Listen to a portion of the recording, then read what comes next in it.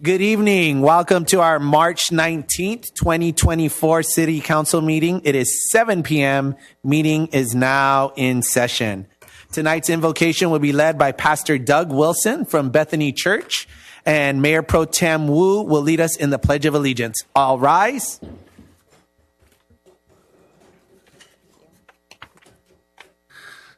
Just a word before I pray, not a long word, not here to criticize.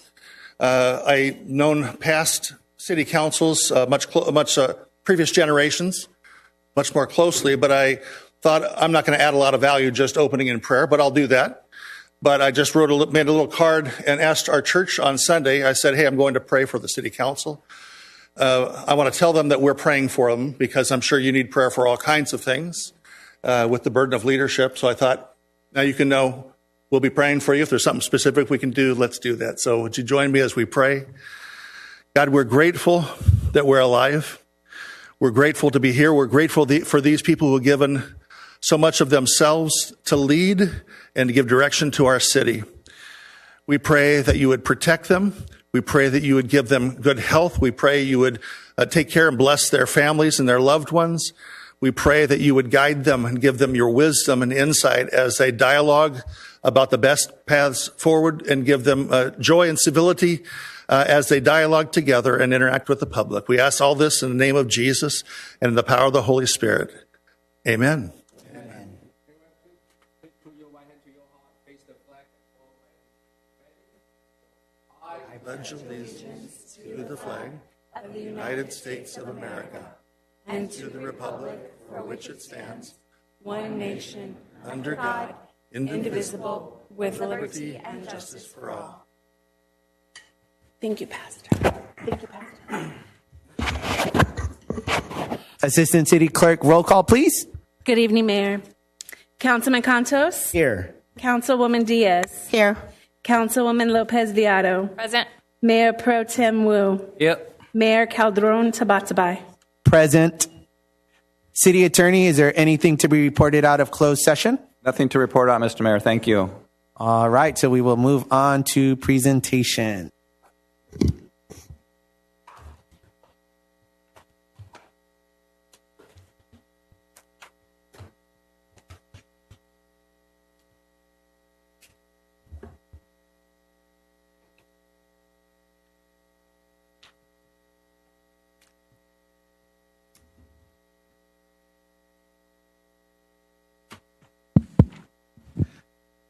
Thank you. So tonight we have some special presentations. I want to start off by inviting Eagle Scout Ian McLean to the front.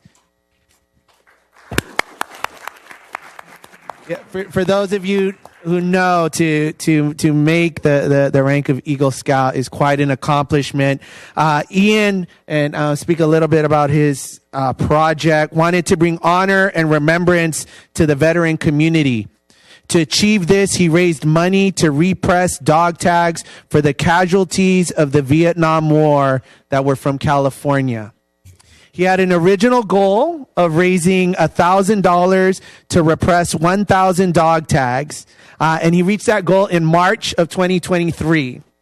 He decided to keep fundraising, and he achieved his goal of raising more than $5,575 in August because of organizations like Vietnam Veterans of America, American Legion, and the Veterans of Foreign Wars.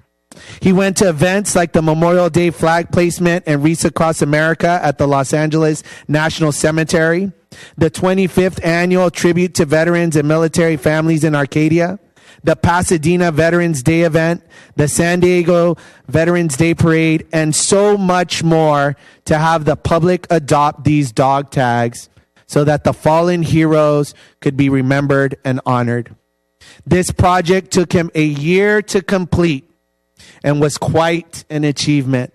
He was able to get some of those dog tags to the family members, one being as far away as San Jose. Ian chose to bring awareness to the Vietnam War because his father is a Vietnam veteran. We thank you, sir. And his mother was born in Vietnam. Ian's mother, along with her family, fled Vietnam by boat at a young age, and it took her family 2 years to make it to America. And so before I give Ian the mic, I just want to present Ian K. McLean for this astounding accomplishment of being part of the Eagle Scout Corps and just really representing our community with such thoughtfulness and recognizing members of our community who at a time where we're not recognized. And you're acknowledging them as extremely special. So here you go, Ian.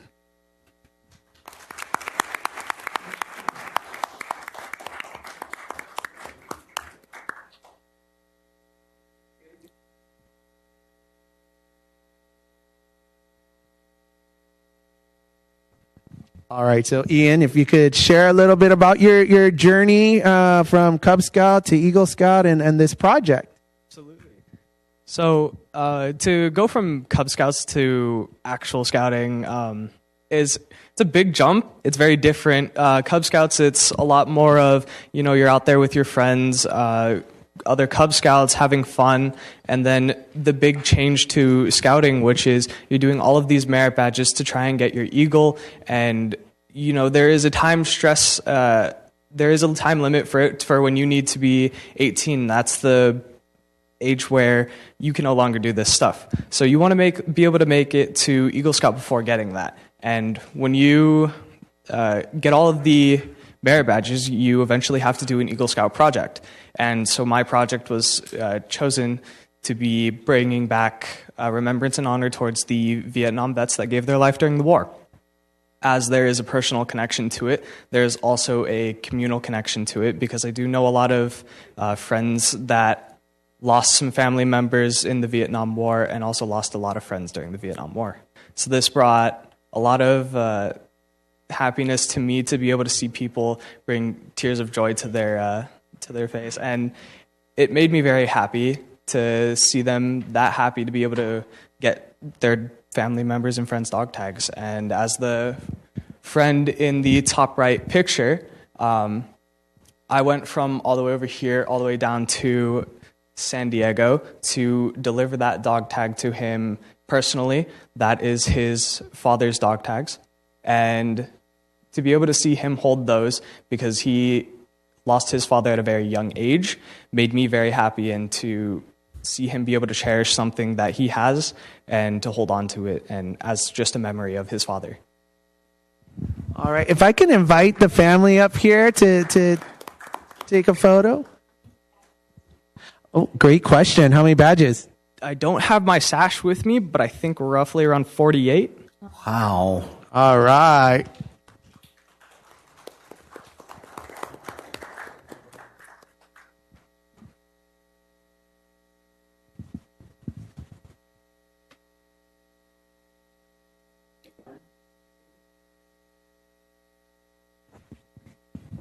All right. Oh, yes, definitely. You have a memorial out there with the Vietnam veterans. The bottom picture, that is the church in San Jose, and the pastor is Pastor Silveri, and his brother's name is on the memorial, the second to the last one.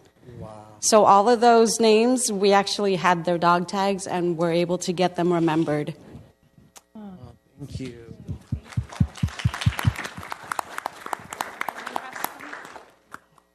Those are the dog tags that one's in San Diego. If anybody wants to adopt them. Oh, fantastic. Thank you. All right. Next, we are going to present our proclamation recognizing Women's History Month. And before I read the proclamation, I wanted to make sure to acknowledge and to bring up the women who lead our community here in the city of West Covina.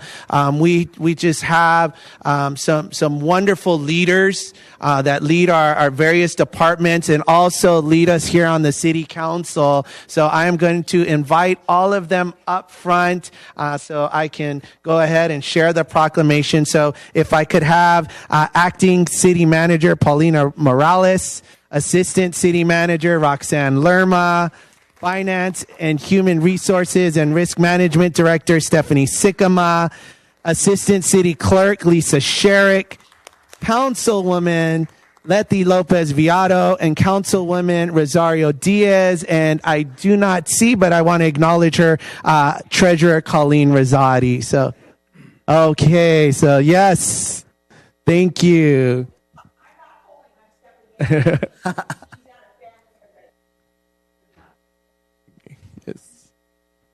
Oh, there we go. So I'm going to go ahead and read the proclamation, and then I would like to give each of you an opportunity to kind of just share not only your role in the city, but just how you've led, and just again what it means to be a leader in the community.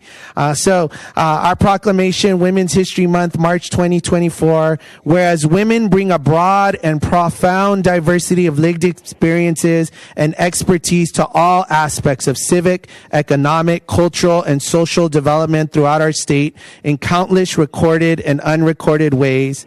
And whereas the 2024 national theme of Women's History Month is women who advocate for equity, diversity, and inclusion, recognizing women throughout the country who understand that for a positive future, we need to eliminate bias and discrimination entirely from our lives and institutions. And whereas there is a historic number of women serving in the legislature and across the state government, and women serve as leaders in our businesses, labor force, local governments, and communities, continuing to break through historic barriers.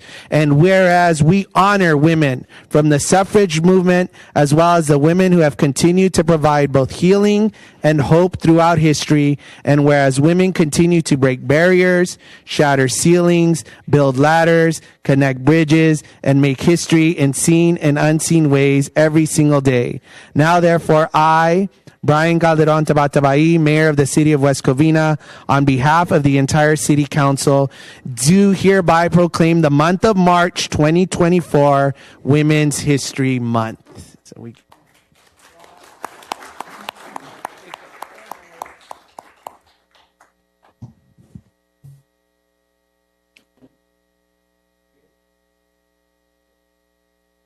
All right. And so while I have all of you up here again, I want to acknowledge we have some wonderful leaders in this community. And so I just wanted to give you an opportunity to speak. Thank you, Mayor, Council, and my colleagues.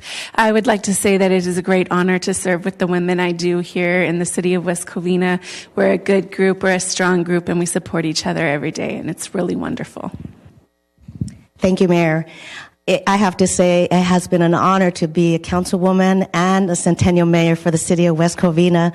Not only that, but when I was working, I was proud to say that I was one of the few women as a special agent in the criminal division of the IRS. So that's how I am able to provide help. I also I had this opportunity to adopt a young lady in high school, and I brought her home with me, and I just wanted to teach her and kind of lead her and tell her what she needs to do in order for her to live in the world that we live in today. And so that's my participation as far as helping young ladies and women in our city, and I feel honored to be able to work with these ladies. I mean, they have been so much help, and they're so professional, and I love all of them. Thank you very much. I just want to say, women are amazing. We do it all: home life, work life, schools. So multitasker, and I appreciate also the women here that are with us. You do a lot, and so I just wanted to say thank you and. Thanks for recognizing that. Without women, I don't know what that'd be. Just kidding. I too would like to piggyback off of Lisa, our Assistant City Clerk. It is an honor to serve as your acting city manager right now. If I go outside, I don't think there's a woman that's been on that list for city manager. So even as an acting role, it is very special to serve in this capacity for the community and to work with all of the council members and the directors. We do support each other and we work towards making this community better for all of our residents. And I would just like to share a quote that I really like. It's from a very famous female, one of our Supreme Court justices. We should learn to do our best for the sake of our communities and for the sake of those whom we pave the way. Thank you, Acting City Manager Morales, and thank you so much, Mayor, and of course my colleagues, City Council. It is absolutely an honor to be able to serve with all of you. But most importantly, I think as women, we play a great role in our community and in our society. I think it's important to remember the way that we view the world is different than the way other people view the world. And it's not just male or female or however one identifies. It's what each of us bring to the table as individuals. What I bring to the table as an individual is not only was I raised by a single mom, but I am also a single mom. And at the end of the day, that is a big part of the perspective that I take and the lens that I look through. And so with that being said, I take a look at not only individuals for who they are, but also the gifts and the talents and the time that they bring to our community. So it is, again, an honor to be able to serve with all of you, to understand your perspectives and to get to know you as individuals. Thank you. Thank you, Assistant City Manager Roxanne Lerma. I'm Stephanie Sikma, the Finance Director. It's an honor to be honored in this way and to work with such wonderful women, both on the City Council and on our management team, but also our staff. We have amazing women that work with us each and every day, so it's an honor for me to just be able to share my experiences and what I've learned in local government and hopefully inspire them to continue on the path and hopefully be in leadership positions themselves. Remember, I'm not me. I'm Colleen Rosati. As Colleen, she's been our elected treasurer for the city of West Covina for 3 consecutive terms. She works at West Covina High School with our special ed kids, and she is very involved in that. And the reason we even knew about this is we ran into Brian Saturday, Assemblyman Blanca Rubio had the Women of Achievement Award in Baldwin Park, and Colleen was honored as Woman of the Year. And that's when Brian approached us. Okay? You're Colleen. Yes. So if we could give one more round of applause for the amazing leadership that is up front today. Again, our city is better because of the roles that you play and the leadership that you bring to our community. So I thank you.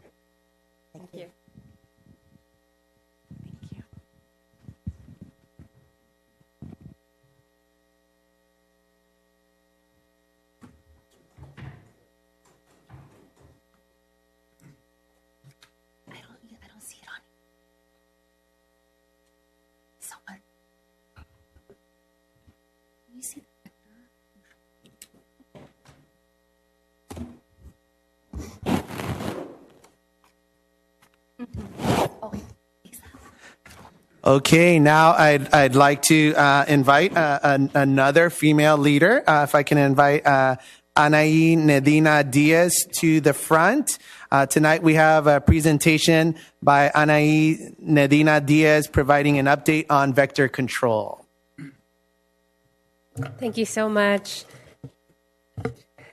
Good evening, Honorable Mayor Tabatai and West Covina Council members, and of course, City Manager. Thank you for having me, and good evening to our residents. My name is Anaís Medina Diaz. I'm the Director of Communications for the San Gabriel Valley Mosquito and Vector Control District, and I'll be providing an update on mosquito activities, but also just some tips on what we can do as a community to really get a handle of these little things. Next slide, please.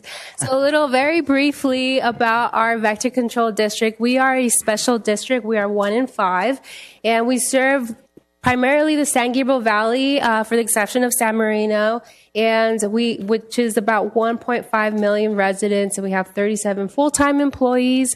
During the season, we hire an additional 10 seasonal staff, and we are paid through property taxes. So every parcel pays $16.90 per year for year-round mosquito services, and anything that we do is at no additional charge. Next slide, please. So how we control mosquitoes and what we do really depends on monitoring and all of our activities. So we do mosquito trapping, disease surveillance, dead bird collection, insect identification, and mosquito testing. And what we're really looking for are mosquito populations and where there's lots of mosquito activity, but also mosquito disease activity. So primarily we're focused on West Nile virus, and I'll touch on that in a second. But what we do as far as control and outreach depends on our scientific data. Next slide, please. So our operations is primarily focused on larval control, and that's because mosquitoes spend 75% of their lifespan in water, and it's the easiest way to control mosquitoes when they are in the water. So we do look at community sources. So if you think of parks, flood control channels, those spaces that are open and out in the public, they're on our radar. We also provide residential consultations. So if you need help identifying where mosquitoes are coming from, give us a call, submit a tip, and we'll be out there again at no additional charge. Swimming pools are a huge issue for us, primarily when they're green. So if you have a running, clean swimming pool, no biggie. But if you have a green, unmaintained swimming pool, these can generate 1 million mosquitoes in a span of a week. So that's why we have a whole program focused on this. And underground storm drains, you may think that mosquitoes disappear in the winter, but they actually go into our underground storm drains and hunker down for the winter months. And we provide black fly control in the foothill communities. These are not your regular house flies. These are very tiny black flies that are usually found around our rivers because they need running water. And then next we have our outreach program that really tackles providing outreach and education, and that's either through presentation, social media, this kind of format, providing community events, door-to-door, seasonal campaigns. Next slide. And then we have our education program, which is the Eco Health Vector Education. And we provide K through 12 free NGSS aligned student science programs. And so last year that was actually our students that were here recognized for being Vector Inspectors of the Year. These were students from the San Jose Charter Academy, and we have a whole new cohort that actually completed our one-year program as well, and we hope to be able to celebrate them and identify their accomplishments. And what they're doing is really learning and using real-life surveillance tools that we use in the lab, but out in their community. So they're identifying where mosquitoes are present, using the tools that we do as well. So we actually use our data very well. Next slide. So why am I here? Mosquitoes. So here in the San Gabriel Valley in West Covina, we have two different types of mosquitoes, Culex and Aedes. And our primary focus is going to be the Culex mosquito because this can transmit West Nile virus. It is native and active at dusk and dawn. But it doesn't like us. What you're probably familiar with is the Aedes mosquito. That is a daytime biter, and it bites you all day, every day, your ankles, your elbows, anything, any inch of skin you may have exposed or even through clothes, it will bite you. And it can transmit Zika, dengue, canine heartworm, but we don't have those diseases actively transmitting here. However, they do cause a huge number of nuisance issues. And last year, we had our first locally acquired dengue case in the city of Pasadena and in the state of California. So having these mosquitoes here is a risk. It is a health risk. And as more epidemics of dengue are happening throughout the world, that increases our risk here as well, especially with travel cases. So folks go to these communities that have epidemics, they get sick there, they come back, and if they get bit here, that's how a locally acquired case can happen. Next slide. So back to West Nile virus. So like I mentioned, this is endemic. We see it every year. We see it in mosquitoes, humans, birds, and there is no cure or human vaccine. Most folks will experience flu-like symptoms. 1 in 150 will have severe symptoms, and that could lead to encephalitis, meningitis, even death. But the way that this West Nile virus is transmitted is through the bite of an infected mosquito. It is a bird virus, so it usually circulates in our bird population, and then we're a dead-end host, so you can't transmit it to anyone else. You know, if you're sick, you get sick. Next slide. So I wanted to focus a little bit about West Nile virus activity here in West Covina, because it is one of our hotspots, and we're always looking for ways to engage or partner on how we can increase our education. Here is how West Nile virus looks throughout the year in our region. In California, last year we had an uptick in West Nile virus cases. Same thing for our district. So you'll see, you know, the past 3 years, and last year was definitely one of our higher years. You would think that that mightn't have happened with all the rain, but it actually creates more spaces for water where mosquitoes and birds kind of gather, and so it creates an opportunity for transmission. Next slide. So here is a kind of a zoomed in look at West Nile virus activity in the West Covina, and unincorporated areas. You'll see there's little pockets of clusters, and that's usually because we have a lot of testing or traps that are in that area. But it just confirms that, you know, West Nile virus continues to happen throughout the summer months. There's a spike in August and September, and that's also when we see Aedes mosquito activity, which doesn't transmit West Nile virus, but does cause a lot of nuisance. So it is something that we hope to continue working with, whether it's creating outreach and education, or if it's identifying sources of water that are maybe stagnant and where we can work together to eliminate those areas. Next slide. So how can you prevent a West Nile virus or mosquito bites? I know this is very, very simple, and sometimes you want to do more, but it is tip, toss, and protect. You know, you need to take out stagnant water from containers weekly, toss out unused containers, especially with all this rain that we continue to receive out of nowhere. You want to make sure that you're getting rid of that water at least no longer than 5 days after, you know, it accumulates, especially with our weather. Like today was really perfect. Yes, the past weekend we had a lot of rain, cooler temperature, but today it was in the 70s. That's really great environmental conditions for mosquito populations to start to continue. So, you know, take the spring break coming up to get rid of some of that standing water. The other thing is to protect yourself with insect repellent. These are 4 different ingredients. They all work just as great. You just need to find a repellent that has one of these 4: DEET, oil lemon eucalyptus, picaridin, IR3535. And we also offer a bite back group. So it's like a neighborhood group where we have the resources to provide a presentation, door hangers to your specific community. We work with you to try to find, you know, what works best for your community. And of course, like I mentioned, we're always here to help you. You can submit a tip at either our phone or on our website. And we have more residential resources such as the checklist or flyers at the QR code. And next slide. So a little bit again on this, and I just do want to stress, I didn't get a chance, but a lot of the times we are asked to spray our communities, and we usually reserve that for when there is disease activity. We don't want to use sprays for nuisance biting, especially with Aedes mosquitoes, because they do create a resistance. So continuous sprays will create a resistance, and then when we have disease activity like dengue, and we spray them, then it's not going to work to prevent that disease transmission. So that's why we try to reserve it when there is disease activity. Next slide. Now, we as a vector control district are always looking for ways to improve or provide further services. There is a thing that we call sterile insect technique, and it's actually been used by the California Agricultural Department to control the Mediterranean fruit fly in Southern California since 1990. We are not planning to do SIT, but other vector control districts in Los Angeles County are. And so you might start hearing about that that either this upcoming year or next year. And so SIT generally, what it involves is mass production of mosquitoes, sorting males from females, and then mass releases of male mosquitoes that do not bite, but they do mate with the females, and so the resulting eggs will not hatch or produce.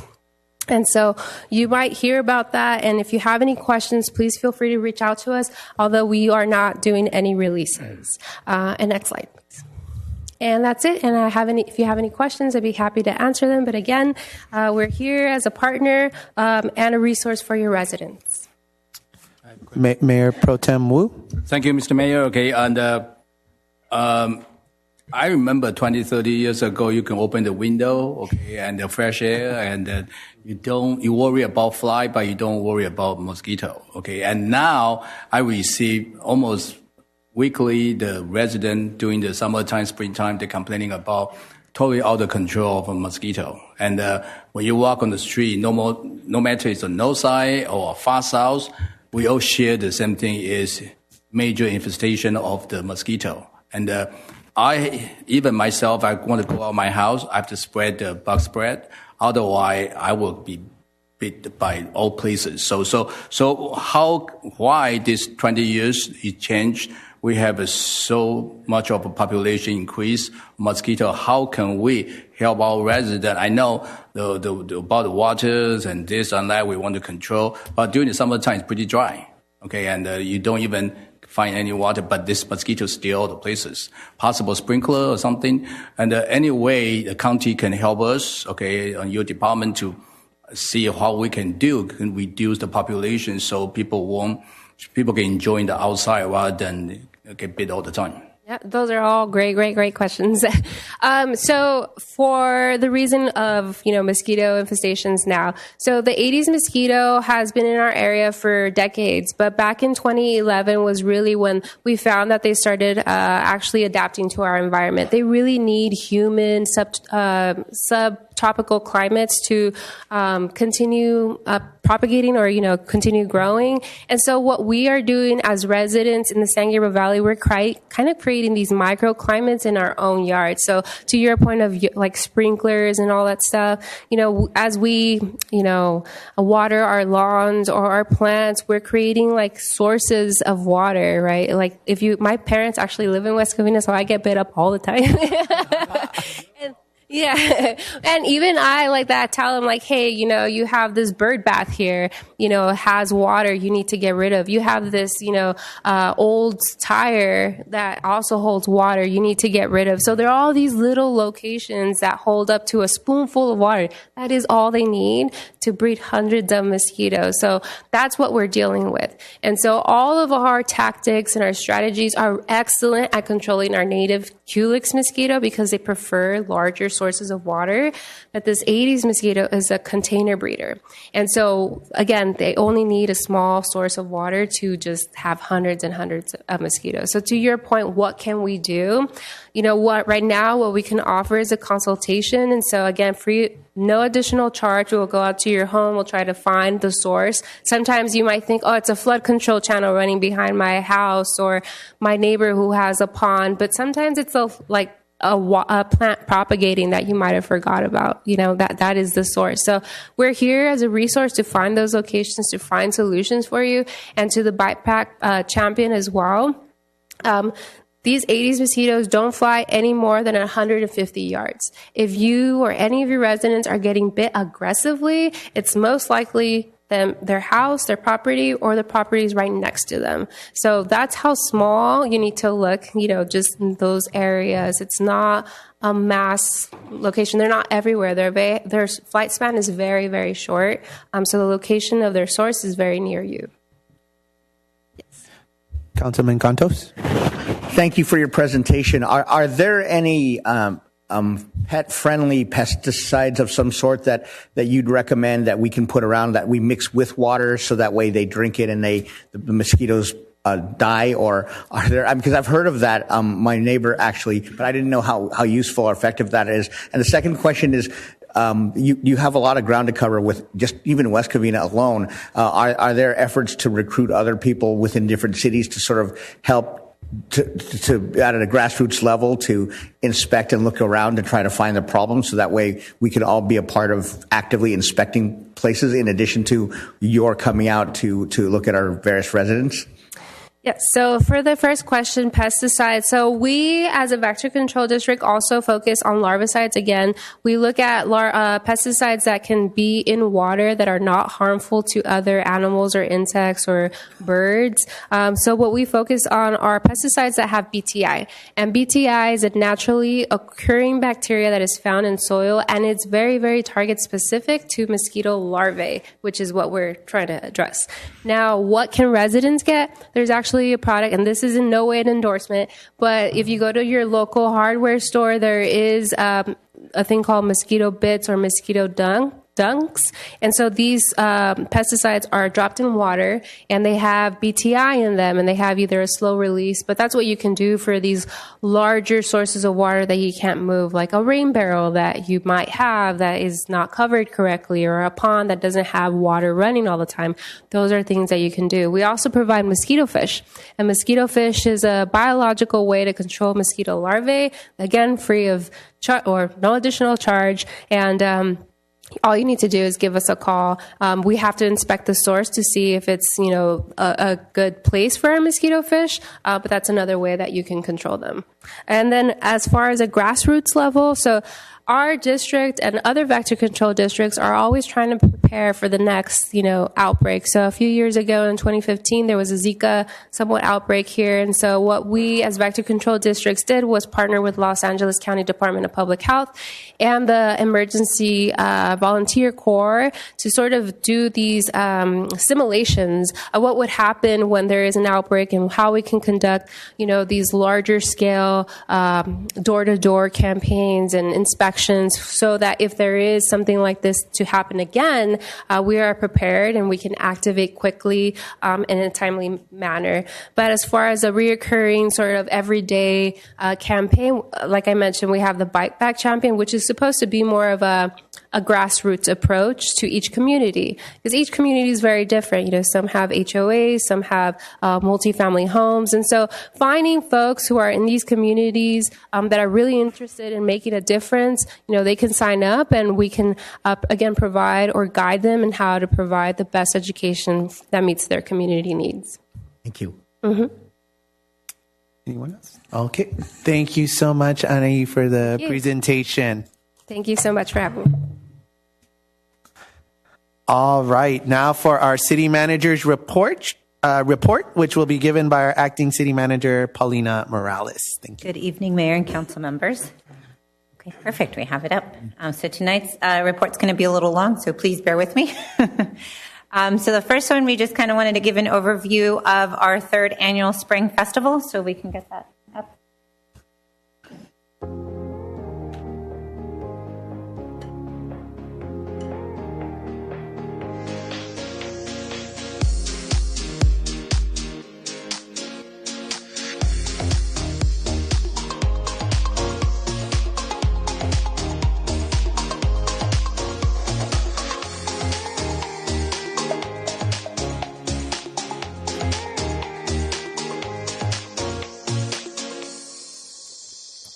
So, as I mentioned, this year we held our third annual Spring Festival on Glendora Avenue, Saturday, March 9th to March 10th.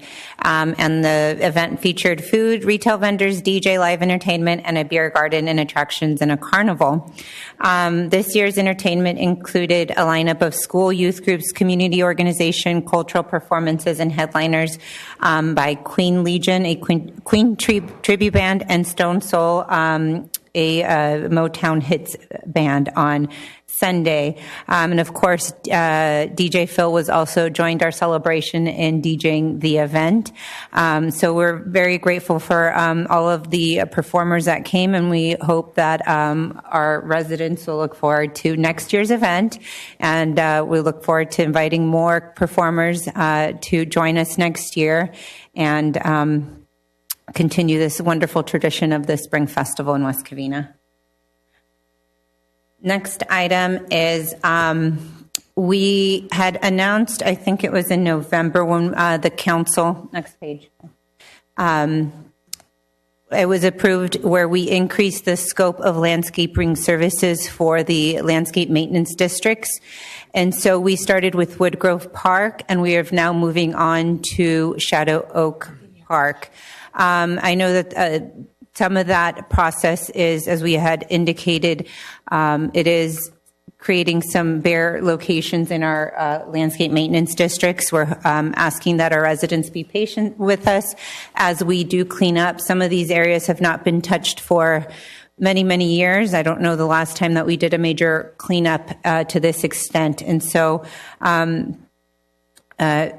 during this cleanup process, like I mentioned, there will be some barren areas. For example, if you could see on the bottom right corner, that's the area off Shadow Oak Park. So we're hoping that as we clear these down, residents are patient, and then we'll get some ground coverings within the next couple months. So it'll be green again. The long-term aesthetics will be that the landscaping will go up to 4 feet, and we'll be maintaining it thereafter. And so it's just, when you spring cleaning before you got to make a big mess before you clean your house. So that's kind of where we're at with this right now. So we also have a website. We've been trying to communicate or relay that information with our residents. So we did include it in the Discover that this was coming.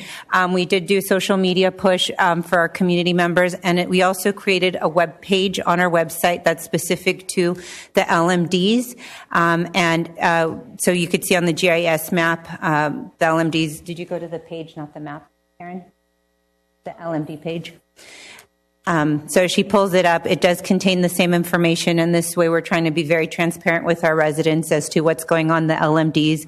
The webpage also includes all of the engineers' reports, what's been budgeted for that LMD. So if you can see there, the new landscaping contract scope, and that shows some pictures of what it's going to look like while it's barren. And then if you scroll down, you can access all of the reports for each of the LMDs, which includes the budgets and the capital improvement budgets that are approved for those each district. I know at the last meeting, next slide, we had promised once you guys approved the pavement management plan that we were going to get that GIS map on the website, so that is live. And then if you could pull up the GIS map, Karen. So that if you go to the website and you go on the first page under GIS Map Hub, it's there. It's under the 5-year pavement management plan, and it'll take you to this page right here on the GIS map. And this is the residential pavement rehabilitation program map that includes the completed and scheduled residential streets for the next 5 years. The PMP addresses the entire residential city street rehab needs. However, in order to qualify for Prop A and Prop C funding, we are required to update it every 3 years. As such, some of the proposed residential street improvements may change. The city is broken down into 12 zones. With the newly approved PMP, we will start residential street rehab improvements in Zone 6, if you can zoom into that one, and I believe that's the teal one. And so that is slated for this fiscal year, so we're going to be we're already going out to bid for those street rehab improvements. Following next fiscal year will be Zone 12. The following fiscal year for that will be Zone 11, Zone 1, and Zone 2. So the pink is what's been completed in previous years. So while it's a 5-year PMP plan, this also reflects what we've done in the last, I think, 1, 2, 3, 4, 5 years as well.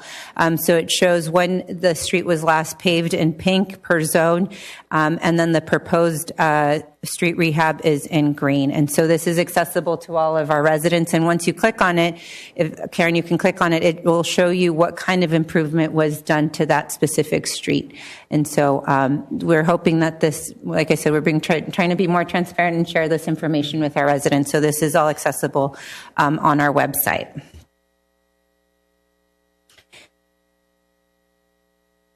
So next, this is something that has been a council priority, and we have been, the police department with the city has been working on getting this completed. It's been a couple, I think 1 or 2 years that it's been in the works, from testing out different cameras to now finally having them roll out. Our officers are wearing body-worn cameras, and they've been installed in our vehicles. And so our police chief at the next city council meeting will give a much more in-depth presentation as to all of our body-worn cameras and the just how they work. So we're very excited to have that rolled out. The next item is, I know the last meeting, it's been a while, we got approval to go to our Taiwan trip. And so this is kind of a brief overview of the trip. We do have a sister city relationship with Tai9, and so we were invited to their 400-year event. We attended that on February 24th. It was their opening ceremony for their Lantern Festival, and it was included a speech by Taiwan's president, and we also. So we were able to attend the ceremony. You can see Tony Wu, he was invited to attend or sit up on the stage. And it was a very spectacular event. We got to see it's Year of the Dragon. They lit up the big dragon that you see on the picture on the bottom. The next day we attended the delegation meeting with all of the delegations that Tai9 invited to this event. And it included a lot of delegations from Japan, from Korea, and there was also another delegation from the city of Torrance. And so actually our delegation picture, I think I shared it on the first page, and you guys will see, made the national news in Taiwan. So we got some publicity for the West Covina delegation. So out of all of the delegations in this Tai9 event, they picked our delegation picture to include in the newspaper. And so this was a great opportunity to meet with various dignitaries, like I said, from the different countries and their delegations, and get acquainted with the mayor, Ju Nak Young from Gyeongwoo. And so we also had the privilege of having the luncheon with the mayor of Tai9. The next event, our delegation, our West Covina delegation, then went to Tai9 in Kaohsiung. It's a major city and harbor of South Taiwan. From there, we met with Mayor Chen Chi-mai, Deputy Mayor Charles Lin, and Councillor Lin Chi Hung to discuss a friendly sister relationship and collaboration of businesses, import, exports, tourism, and education and exchange, student exchange programs. The city did assign a letter of intent to enter into a sister city relationship with Kaohsiung, and we are anxiously waiting for their response. So it was a very fruitful trip.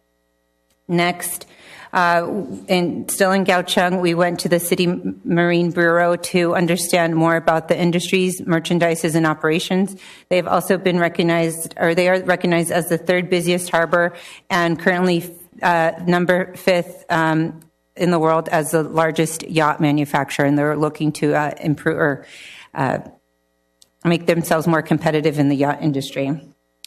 Kaohsiung, we also attended or went to the museum for the manufacturer of seafood food, Hung Yu Food, LLC. And they have, so it's a manufacturing, and they also have a educational museum component. And we learned how to make cuttlefish balls. It was very intriguing to see how their automated production line works. And they showed us how they are required to, they make these, they're known for their cuttlefish balls. The owner, Mr. Lin, started as a stand in traditional Taiwanese night market, and it's now grown to one of the top producers of cuttlefish manufacturer in Taiwan. And so they showed us how to make it, and we saw the process of how it's frozen and packaged for distribution, including they also handle distribution for other products in their factory. We also visited Veggie Fruits, California Farm Cooperative Society. They it's a processing factory where we had the opportunity to taste their foods and learn about their new high-tech methods to process veggie fruits. So one of the issues in Taiwan is that they heavily rely on importing food from other countries, and particularly I believe it was when China, they had concern, or there was an issue with China. They started limiting their imports, and so they had to find a way to preserve some of their food. And so they're doing dry freezing food so that they can preserve it for other times of the year. And one of the things that we had there that was very unique was they freeze dry their broccoli and they season it, which was very surprisingly very good. Next slide. So we also went to a frozen food manufacturer, Fufu Fruit, and they are interested in setting up additional production line with the U.S. and want us to consider. We want them to consider West Covina as their choice of location. And so this was another manufacturing company where they freeze frozen fruit, and they had a frozen mango that was very delicious and tasted very fresh, surprisingly. The next one was the Shangyang Industrial Company, and this was we had some fun there. So they are one of the they are the third largest motor producer in Taiwan, and they develop and manufacture small motors from power tools for motors for automobiles, including Tesla, robots, medical devices, communication motors for communication industry, industrial automation, household items, and consumer products. They also do robot AI technology, and we were gifted a robot, so we can do a demonstration. They are very interested, or highly interested, in coming to West Covina to collaborate with our local schools to develop intellectual talent, partnering with our STEM programs to develop an educational partnership. We have already reached out to the school districts, as their CEO, Mr. Tsai, will be returning to West Covina this July, and we have a demonstration, if we can take a moment to watch. No?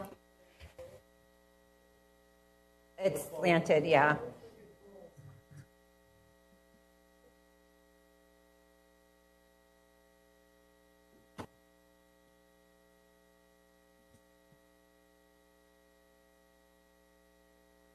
Fausto, do you want to try it up here on the podium? Did we try it, or is it going to fall?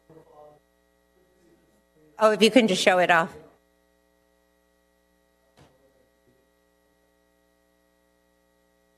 Right there. Okay. So it uses AI technology to follow the lines on the bottom. The bottom. Yeah.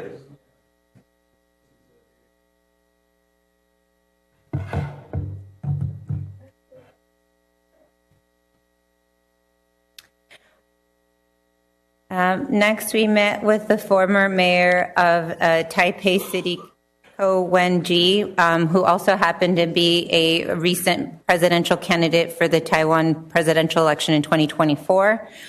We were able to share with him best practices for city policies and how to improve the life of our communities and our residents.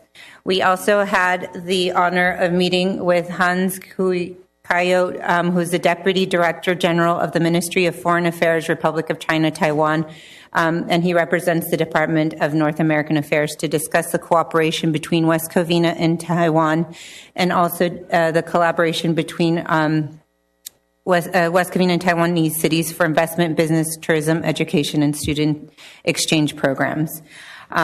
We also did an exchange with Pingtung County in Taiwan. We presented them with our tile, and in exchange, they provided us with a gift.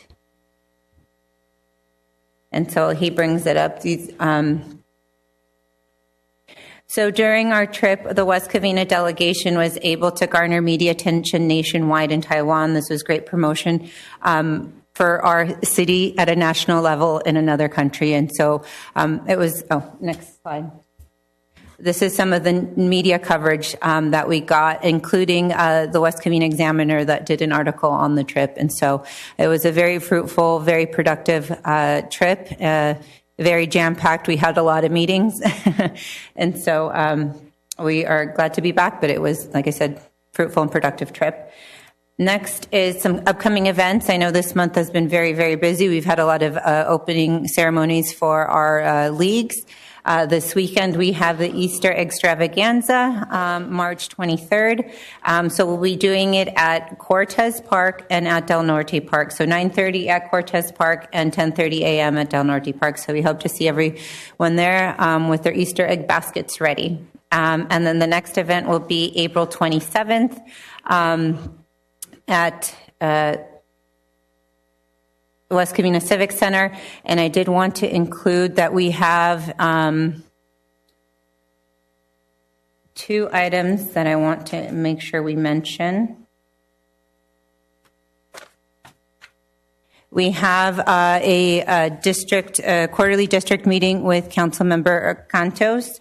I believe it's the 30th. And then we also have the hike with the mayor on April 2nd, and that information will be on the website for details, I believe. So the hike with the mayor is at 10 o'clock, and it's going to be from Cameron to, can you remind me? I apologize.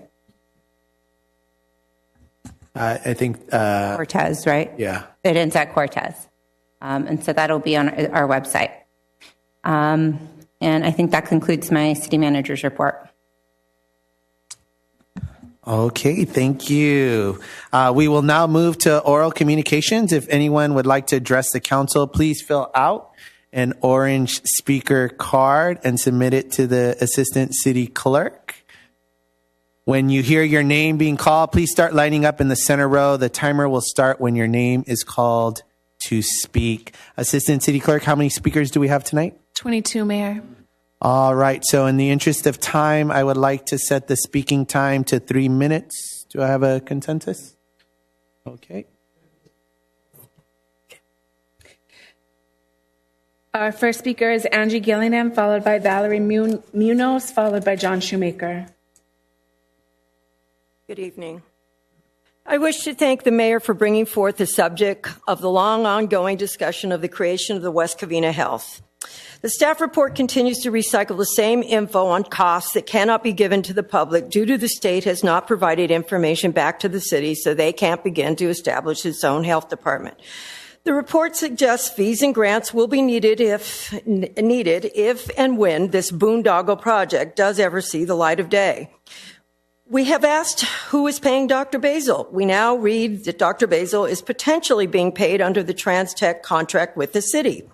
What the residents have asked for time and time again since 2021 is the amount of staff hours cost since that date, which this report does not provide. The report states the city has met with county and state officials many times over the years on this subject.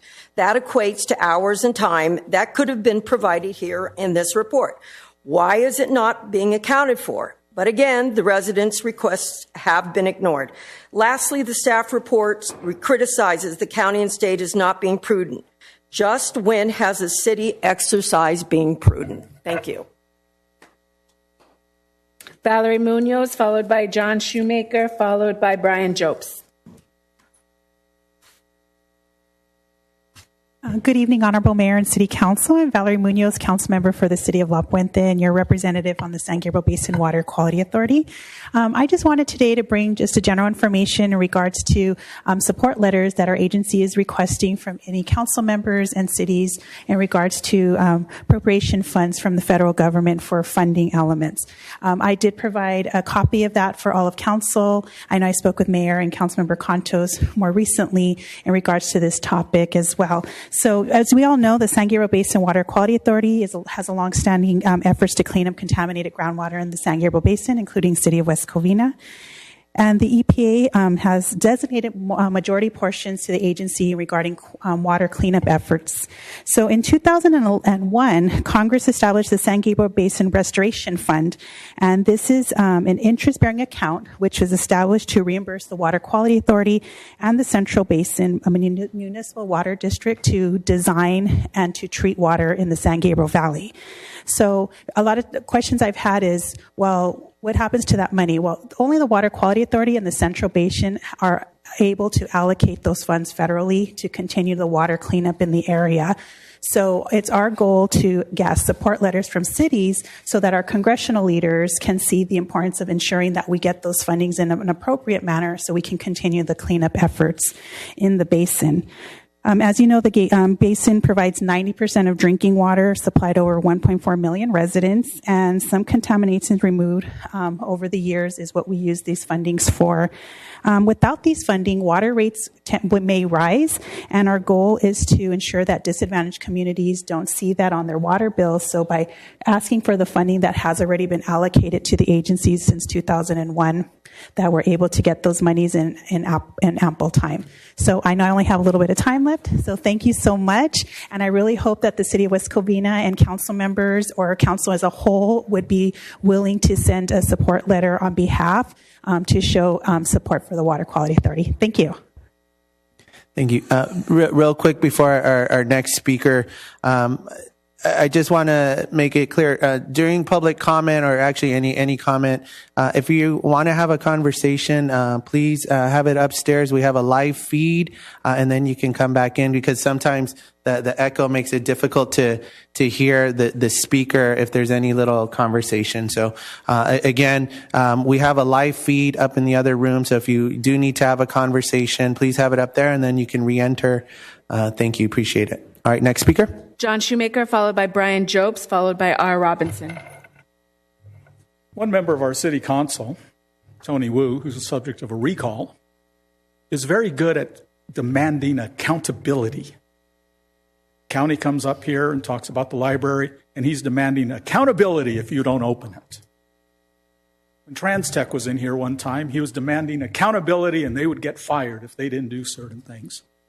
When our street sweeping company was here, he demanded that they be held accountable if they don't fulfill, certain aspects of the contract that he sees.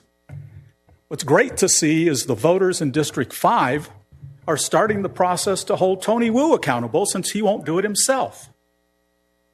Simple aspect. How long have we been looking at the health department? Well, we don't know what the health department is going to be until the state approves it. Well, anybody with any sense in business is going to say, what does a health department do? How much would it cost to do all those things? And see if it's practical. You don't wait to be told after spending how many hundreds of thousands of dollars on it that, we can't afford to do that. That's very simple. That's very simple.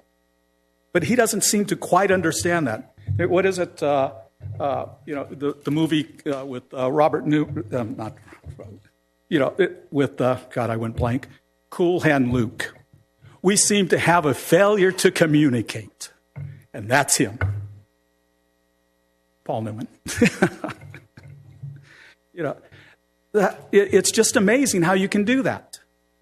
We have not seen how it's going to be handled. Let's also talk about accountability. The Sportsplex. Back in, 2020 or 2021, he said it's going to be a moneymaker for the city. Does he understand that if you're spending, I think it's around $2.5 million now, and you bring in a couple $100,000, that's not a moneymaker, that's a money loser? Again, we seem to have a failure to communicate. I'm just wondering what terms he uses. I've asked that before. Please tell us, give us a council member to English dictionary so we know what you're referring to, because it seems to be the opposite. We were on the verge of financial disaster. We still are. We have overspent every year for the last 4 years. And even the CFO of our of our city said a couple years ago, or when she first came on, that we were going to overspend another $25 million. And so far, she's correct. Brian Jobs, followed by R. Robinson, followed by Lisa Mayo.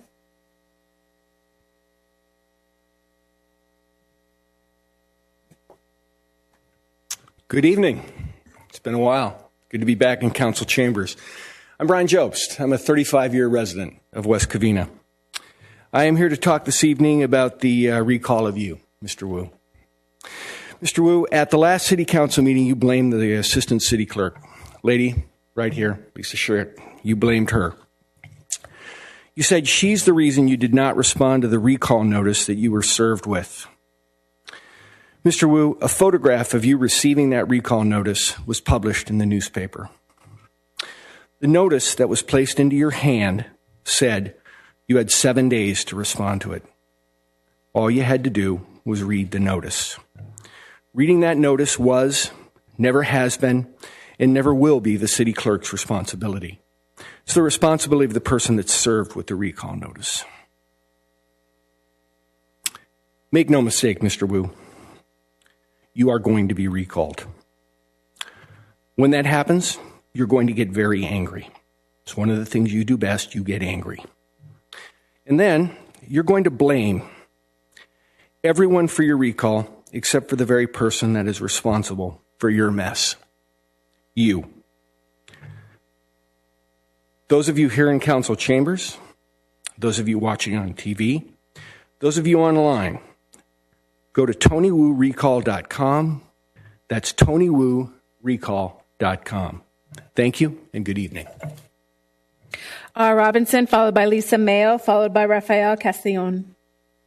Welcome back from Taiwan. I brought some good news.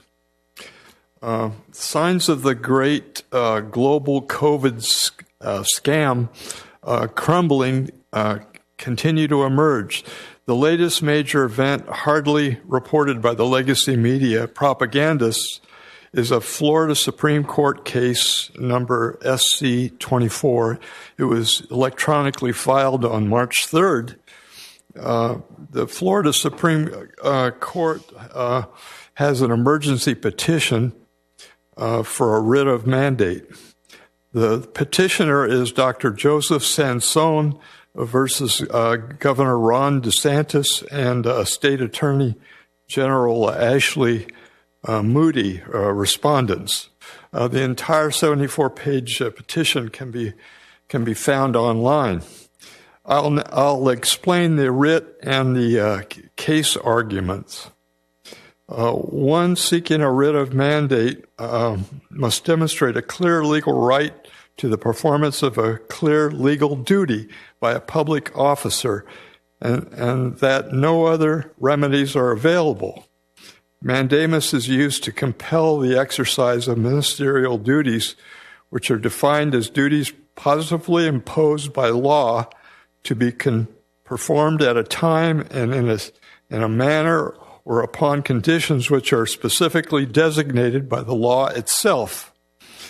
A weapon of mass destruction means any device or object that is designed or intended to cause death or serious bodily injury to any human through the release, dissemination, or impact of toxic or poisonous chemicals or their precursors, or any device or object involving a biological agent. Biological agents capable of causing disease, disability, infertility, death. The facts of this case, evidenced above, demonstrate self-assembling nanotechnology present in the COVID-19 injections, which do qualify as a device designed and intended to cause harm, as does the use of such technology or other biological agent resulting in death or harm. Repeatedly distributing a biological agent or device causing harm in mass, especially after it is well known to cause harm, qualifies as a weapon of mass destruction and a biological weapon. And then it goes on to talk about genocide and treason and domestic terrorism. Thank you. It gets better. Thank you. Lisa Mayo, followed by Rafael Castillon, followed by It's all Doug Fur. online.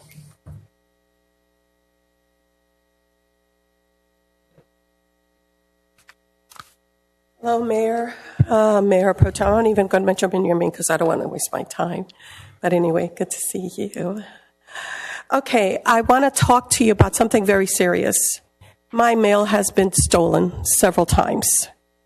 And I decided to go to have a meeting with Postmaster Erica, which she was very kind to me and spent more than an hour explaining to me why West Covina has a high rise of theft in mails.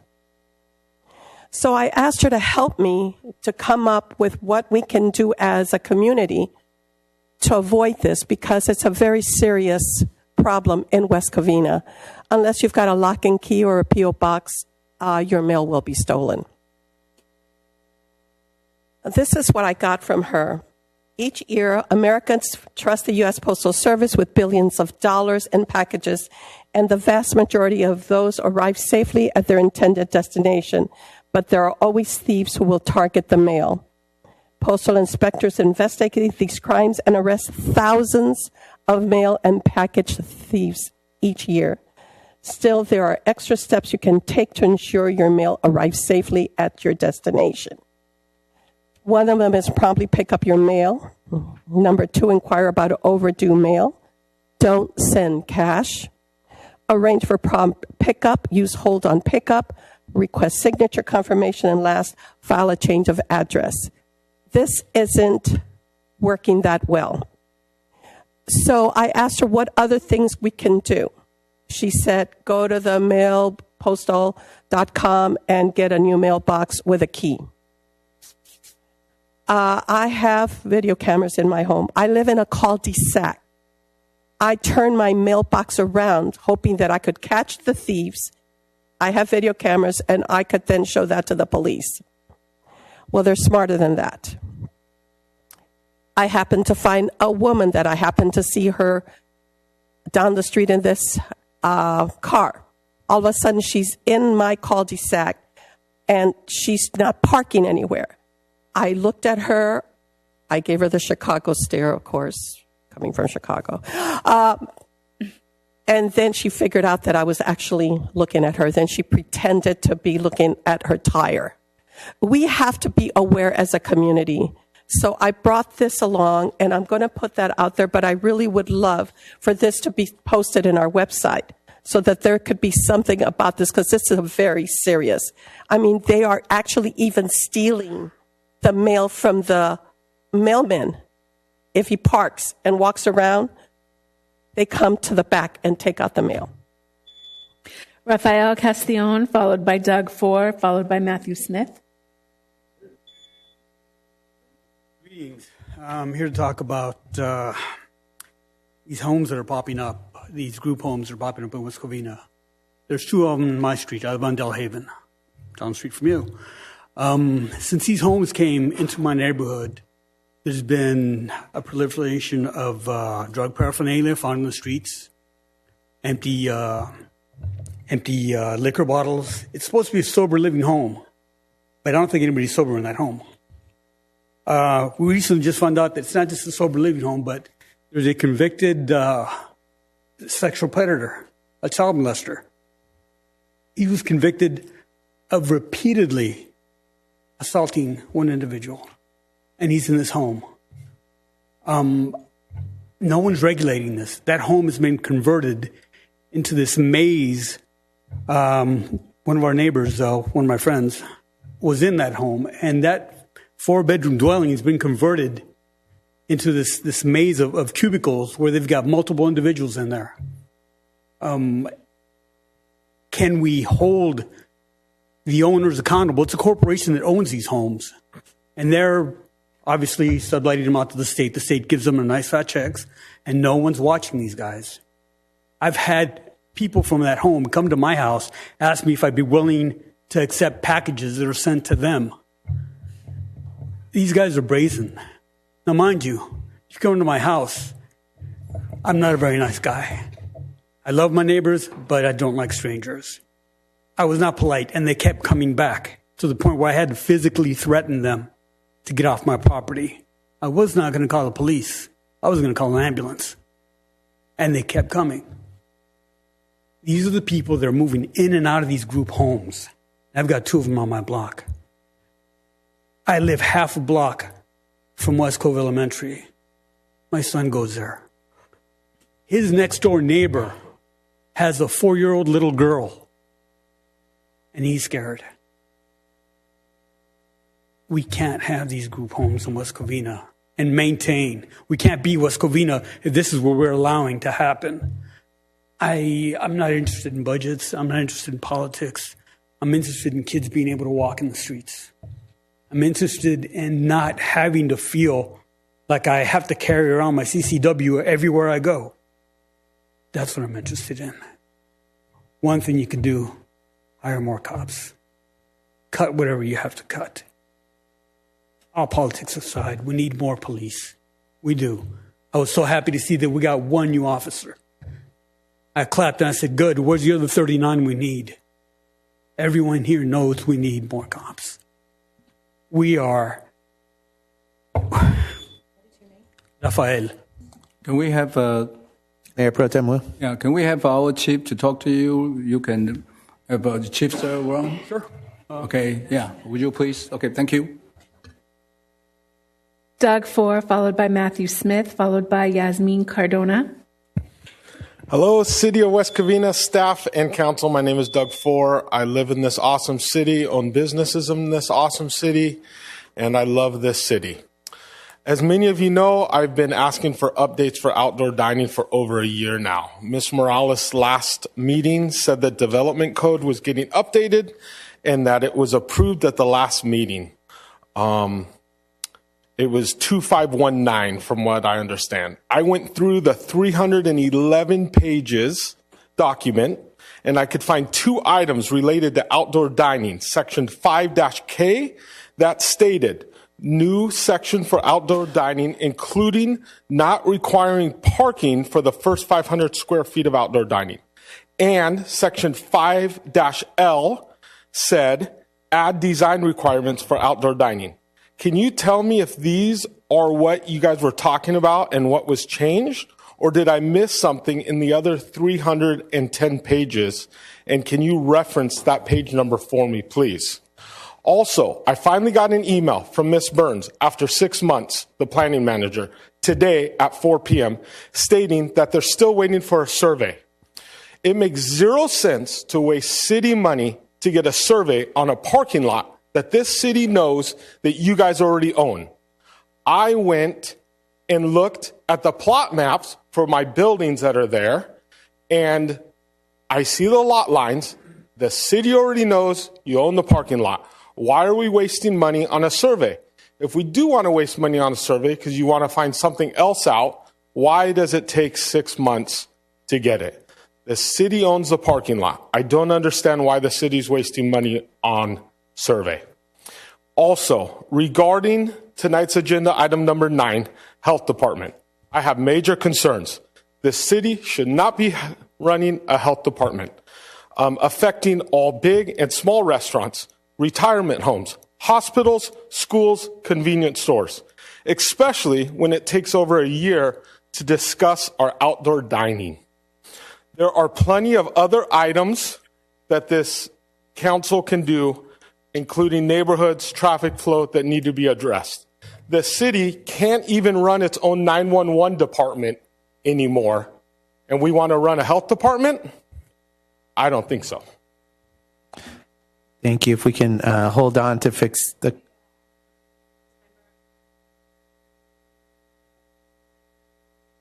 All right.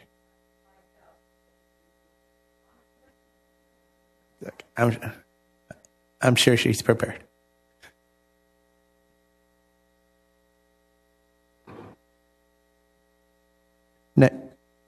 Are we ready for the next speaker?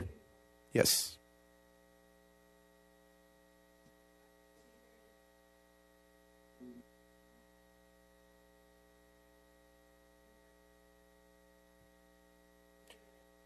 You will get a, good evening, City Council. You will get a handout right now, but I need to get started. I would like you to look at the handout provided. The top two pictures on the paper is a relatively new Starbucks on Barranca and Garvey. You can see the first photo there has been a left turn arrow added to what was once a standard double yellow line, and the yellow line has been removed so a left turn could be done into the Starbucks drive-thru. You can also see the lane is blocked with a person waiting to turn left, but the line is already out the driveway. In the second photo, you see the exit, the right turn only about 30 yards away from the intersection to the freeway entrance. The next three photos below are a newer establishment, Chick-fil-A on Barranca and Garvey. The first photo you see is an entry-exit driveway. The next photo you see is the same driveway across the street, the exit for the west side on Barranca. You can see how far the car is in the second-hand turn lane over, and the third picture you see is a car turning left and is clearly in the middle of the street. If a car is taking a left out of Chick-fil-A simultaneously when the car taking a left out of off the freeway, they will absolutely hit each other. Let's call the Starbucks changes creative. Let's call this Chick-fil-A exit challenging. At the end of the day, people will figure it out. I know not to take a left-hand turn when leaving Chick-fil-A when there's a car across from me making a left-hand turn. I know that the lanes get blocked at Starbucks going into the shopping center and you enter an exit through the Citrus side. People figure this out. So I'm going to say something unexpected now. This is great. The City Council added 2 franchises that people in West Covina love. By adding 2 franchises, it builds a stronger tax base for the city budget.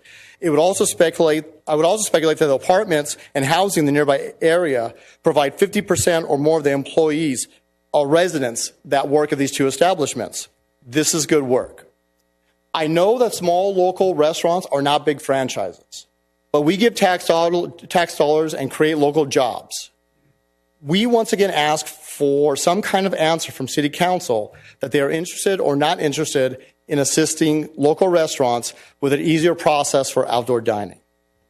We will always support the City of West Covina and its residents.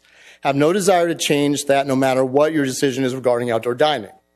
We are just looking for the City Council to say yes or no regarding the support of West Covina restaurants so we can plan. It's been 12 months. Regarding item number 9 on the agenda, the Health Department. We were your biggest supporters of the Health Department. In fact, at a community budget meeting last year, we were the only ones that supported it. After this last year regarding the issues with outdoor dining, we have lost confidence in the city running a health department. That's time. It's a good way to end. Yasmin Cordona, followed by Philip Gomez, followed by James Gutierrez.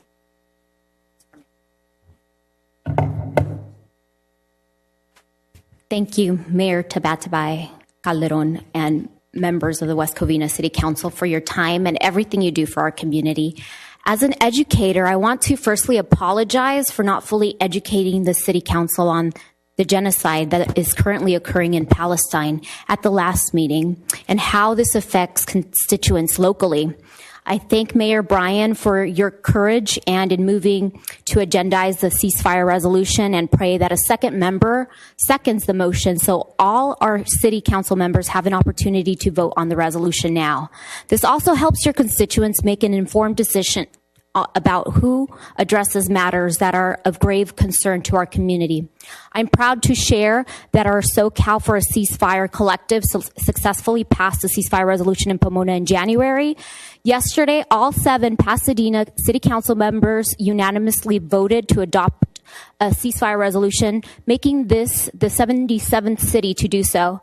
There were 500 people present at the meeting last night. Our coalition is composed of diverse voices, which include Jewish, Arab, African, Black, Latino, Chicano, Asian, Indigenous, European, progressive, LGBTQIA groups, those with diverse abilities, backgrounds, religions, who strongly opposed anti-Semitism, Islamophobia, and genocide. We refuse to remain silent in the face of injustice. A child also at the meeting, 2 children, one 7 and one 11, spoke and understood that a vote in support of a resolution is neither complex nor divisive. According to data from Data for Progress in February 27th, around 2/3 of voters, including majorities of Democrats, 77%, Independents, 69%, and Republicans, 56%, support the U.S. calling for a permanent ceasefire. As of today, close to 32,000 Palestinians and 1,200 Israelites have been martyred, making this a local issue. We recognize the 100 hostages while also recognizing 11,600 Palestinians detained in jails without judicial process, making this a local issue. Your constituents are urging for a ceasefire resolution, making this a local issue. Additionally, approximately 2 million of our city's federal tax dollars were sent to Israel last year, making this a local issue. To address the presentation earlier, we are fighting against mosquitoes. I cannot imagine fighting against bombs, famines, and exposure to the elements. I implore the City Council to agendize this item. Thank you. That's time. Yeah, now it's time, yes. Philip Gomez, followed by James Gutierrez, followed by Bill Elliott. Good evening, Mayor, members of the City Council. I am here right there to express my concerns about what's going on internationally, and I would like to call for a ceasefire resolution added onto the city agenda. And what do you call it? It's been over almost 160 days now, and the slaughter just continues right there. My tax dollars are paying for this consistently, and I do not in any way, shape, or form approve of what is going on. The federal government is literally just ignoring. I've been calling out my members of Congress, and they're just kicking the can down the road. And what do you call the city of Pasadena passed a resolution last night, and I'm calling on West Covina to put an agenda forward for a vote right there so that we can have this democratic discussion with the constituents here in West Covina. Anyway, and I kind of had a writer's block right now. Sorry about that. But anyway, so what do you call in? For those right there that say that this is not a local issue right there, for starters right there, this is our tax dollars that is paying for this right there. And also, there was a 6-year-old Palestinian American boy right there that was stabbed to death in his home in Illinois right there about 3 months ago. And in 1985, there was a Palestinian American civil rights activist in West Covina that was set to speak at a Jewish synagogue in Fountain Valley. But he did not make that speech. And the reason why he did not make that speech is because he was assassinated by a pipe bomb in his office right there when he opened the door to enter his office earlier that morning. The suspects, the FBI has 3 suspects that are wanted. 2 of them escaped to Israel. And one of them is and his name was Andy Green. And when he went to Israel, he has changed his name to Baruch Ben Yosef. And he is one of the men right there that is responsible for the blockages protest right there that is blocking aid into Gaza right now. This is a wanted man that needs to be extradited back to the United States so that he could face justice. The FBI currently has a $1 million reward out for his head, and he's not facing justice. And we need to. That right there, among with many other reasons, is why this is just as much a local issue as it is a national federal issue. And so I'd like to have. So I'm making the request right there for a ceasefire resolution to be put on the agenda. Thank you very much. James Gutierrez, followed by Bill Elliott, followed by Christian Sanchez. Good evening, City Council folks, Mayor. My name is James Gutierrez. I'm a local attorney.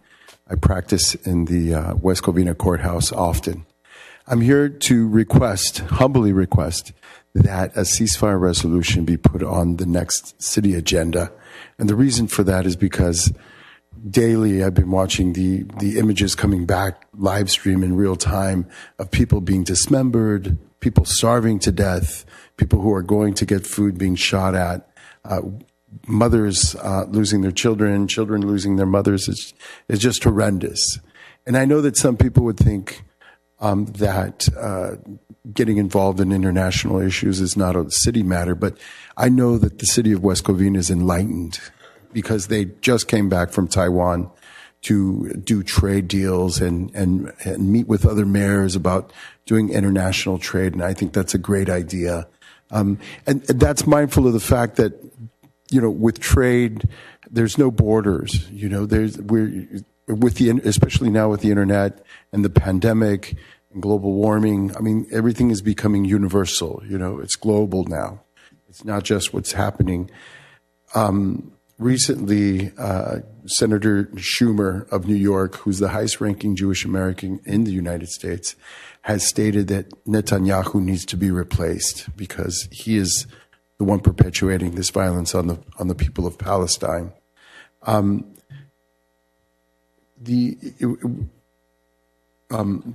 Unfortunately, the trucks are being stopped at the border, so they're not being allowed to enter so that the folks will have food and water and medicine. I know that they're building a pier to unload boats, but it would be much easier and more convenient if the trucks were to come through. Earlier, it stated that Pasadena last night was the 77th city to give a ceasefire resolution. Pasadena and Pomona are the two largest cities in the San Gabriel Valley, and both of them have a resolution on the books. And because many of them saw the virtue in relaying a message to the federal government and our local congressional representatives that a ceasefire must happen for compassion purposes. And I would go beyond that. If we kept funding that war or that genocide over there, we're going to lose face in the Middle East. Keep going. Thank you. Please. Sorry. Keep going. So I'm going to close with please agendize a ceasefire resolution so that at the next meeting we can vote on it, and we'll come back and we'll talk more about that. Thank you. Bill Elliott, followed by Christian Sanchez, followed by Edgar Naranjo. The last three speakers are leaving out half the story. The mayor did as well last time he spoke of the issue of Hamas. You talk about a ceasefire. There was a ceasefire, and it ended on October 7th with the murder of 1,200 Israelis. Women raped, children raped, babies machine gunned in cribs, babies put into ovens and cooked alive. Don't tell me about you want a ceasefire. You hypocrite. You are Hamas, Tabatabai. I want to welcome Chief Richard Bell back. It's nice to see him in the chamber again. I'm glad he's recovered. I want to also congratulate the city attorney on prevailing on the last of many city employee lawsuits against the city. Congratulations on that. I trust the same will be the outcome with the frivolous Mark Taylor lawsuit and a favorable outcome on the appeal by that fake fire chief we had. Okay, I want to do a couple of restaurant recommendations. I talked about Mariscos Martin on Valley Boulevard and Orange Blossom in La Puente. Awesome Mexican seafood. And Senor Burritos, my local favorite here in West Covina at 1207 South Glendora Avenue. Their carnitas wet burrito with salsa verde is really delicious.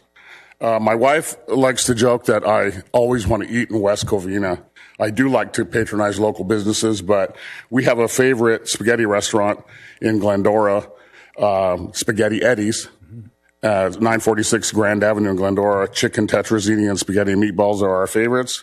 And my good friend Don Skirty and I agree the meatballs are an art form. Okay, I want to talk about Elsie Messman. Every council meeting, Elsie Messman gets up here and bashes the acting city manager. She says Paulina Morales is unqualified for the job over and over. She never says why, though, she's unqualified.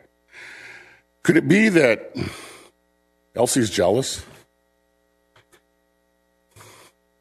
Could she be jealous of Paulina's ability, her accomplishments, her position, her standing? Maybe it's her youth and likability. Or maybe it's her beauty, her wit, her long dark hair, her charm, her genuine smile. Maybe it's her white teeth. Could be. Perhaps it's Paulina's 20 years of institutional knowledge in West Covina City Hall and city staff. Remember when all the rats were jumping ship? Paulina stayed. She's proven herself as an asset to the city And the city council should offer her this regular city manager's position, because if we don't, we might lose her. And who are we going to get? Andrew Posmont again for $400,000? Thank you very much. Christian Sanchez, followed by Edgar Naranjo, followed by Liza Pina. Christian Sanchez.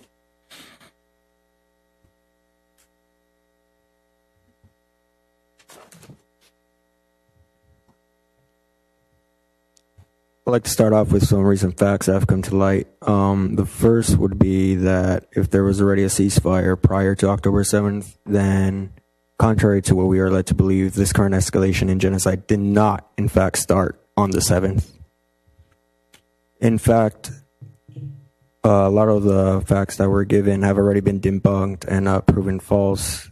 It makes no sense for Hamas to kidnap and then kill the hostages that they were holding captive. We return here to ask that the council add a ceasefire resolution to the agenda for the next city council meeting. It was mentioned the last time this topic was introduced that for the city to make any statement whatsoever would be controversial, but we stand here tonight knowing full well that the city of Pasadena has joined the growing list of more than 70 cities to pass a ceasefire resolution. It becomes more evident with each passing day that a stance of silence is what has become controversial, and it must be stated that we are a city that stands on the side of life, liberty, and the pursuit of justice, both here at home and abroad. We stand here today as residents of the city to state that we will continue to return until we can be proud to say that West Covina is doing what they can, if even a little, to bring about an end to the genocide in Palestine. Last time we stood here, it was mentioned that there would be no need for the statement because Biden had already made a comment that a ceasefire was underway, but we can see today that those words carried little to no value of truth to them. After the turn of events and the refusal of the Biden administration to do absolutely all they can to end the continuing massacres, we have been left with little faith in federal politics, and so we turn to our local politicians to amplify the voices of their constituents. Make no mistake, we are not here to create any controversy, nor are we here to single out or demonize any group of people whatsoever. Our goal is peace, liberation, and the release of all hostages from both sides by means of a permanent ceasefire, both the hundreds of Israeli soldiers held captive and the thousands of Palestinians that have been kidnapped.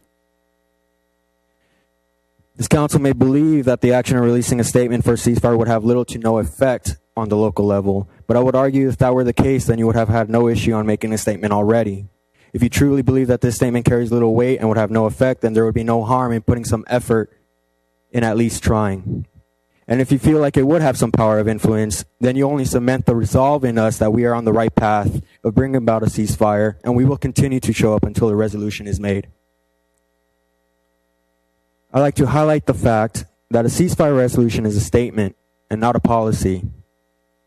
Something we have learned from Pasadena is that the language of the resolution can be discussed and modified to make sure that this is a call for an end to genocide, and it is more widely accepted and in a way that draws little controversy while making clear our city's mission to strive towards a brighter future for all. Thank you. Edgar Naranjo, followed by Liza Pina, followed by Elisa.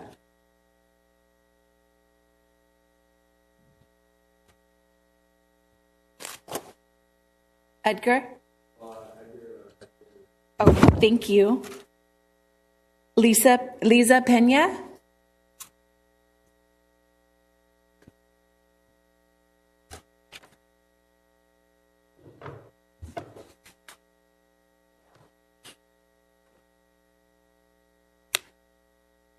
Good evening, everybody. My name is Lisa Pena, and everybody in this room has seen the tragedies of the constant bombardment of Gaza.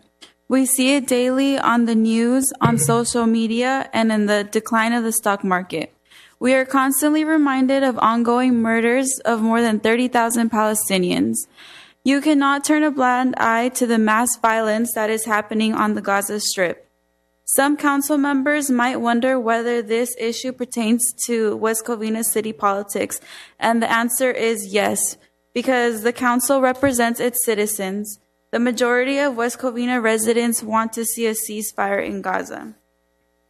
On many different agenda items, council members sought out advice and guidance from successful neighboring cities. 77 U.S. cities are calling for a ceasefire in Gaza as of March 18, 2024. 18 of those 77 cities are from California. California council members have called for a ceasefire. I urge West Covina council members to find inspiration from these cities and sign a ceasefire resolution. Join the powerful council members in signing this resolution and show your solidarity and commitment to humanity. The beginning of this meeting started out with just appreciation to the women on this council, and that was very inspiring, especially as a young woman.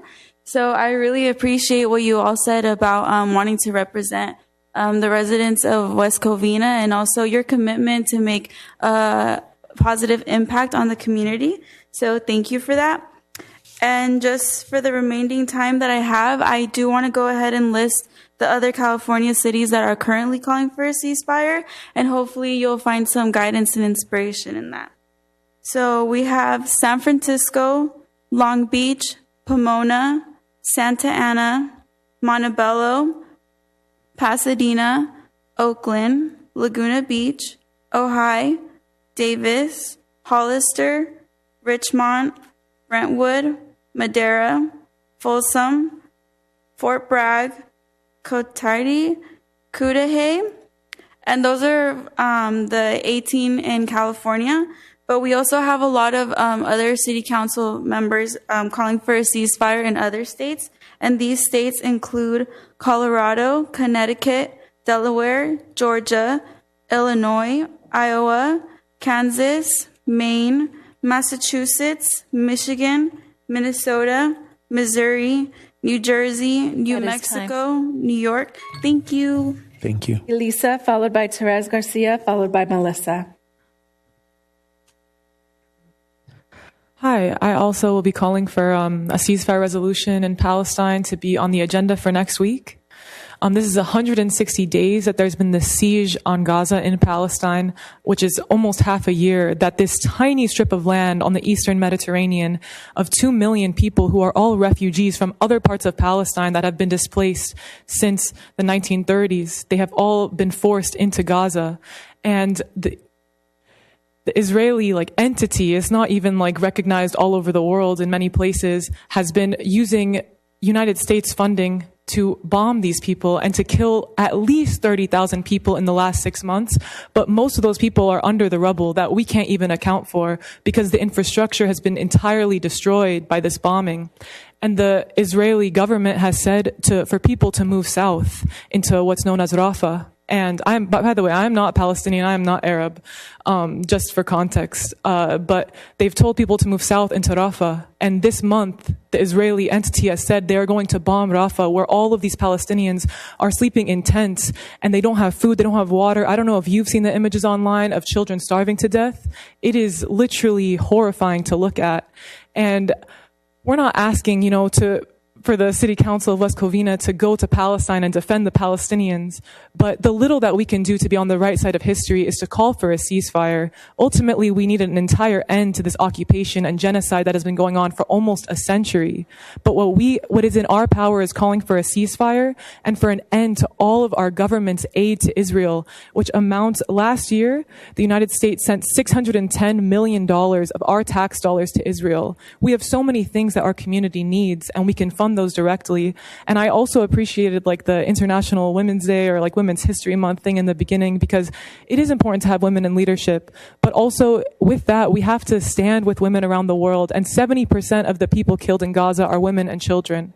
And women, there are 36 hospitals in Gaza have been destroyed in the last 6 months.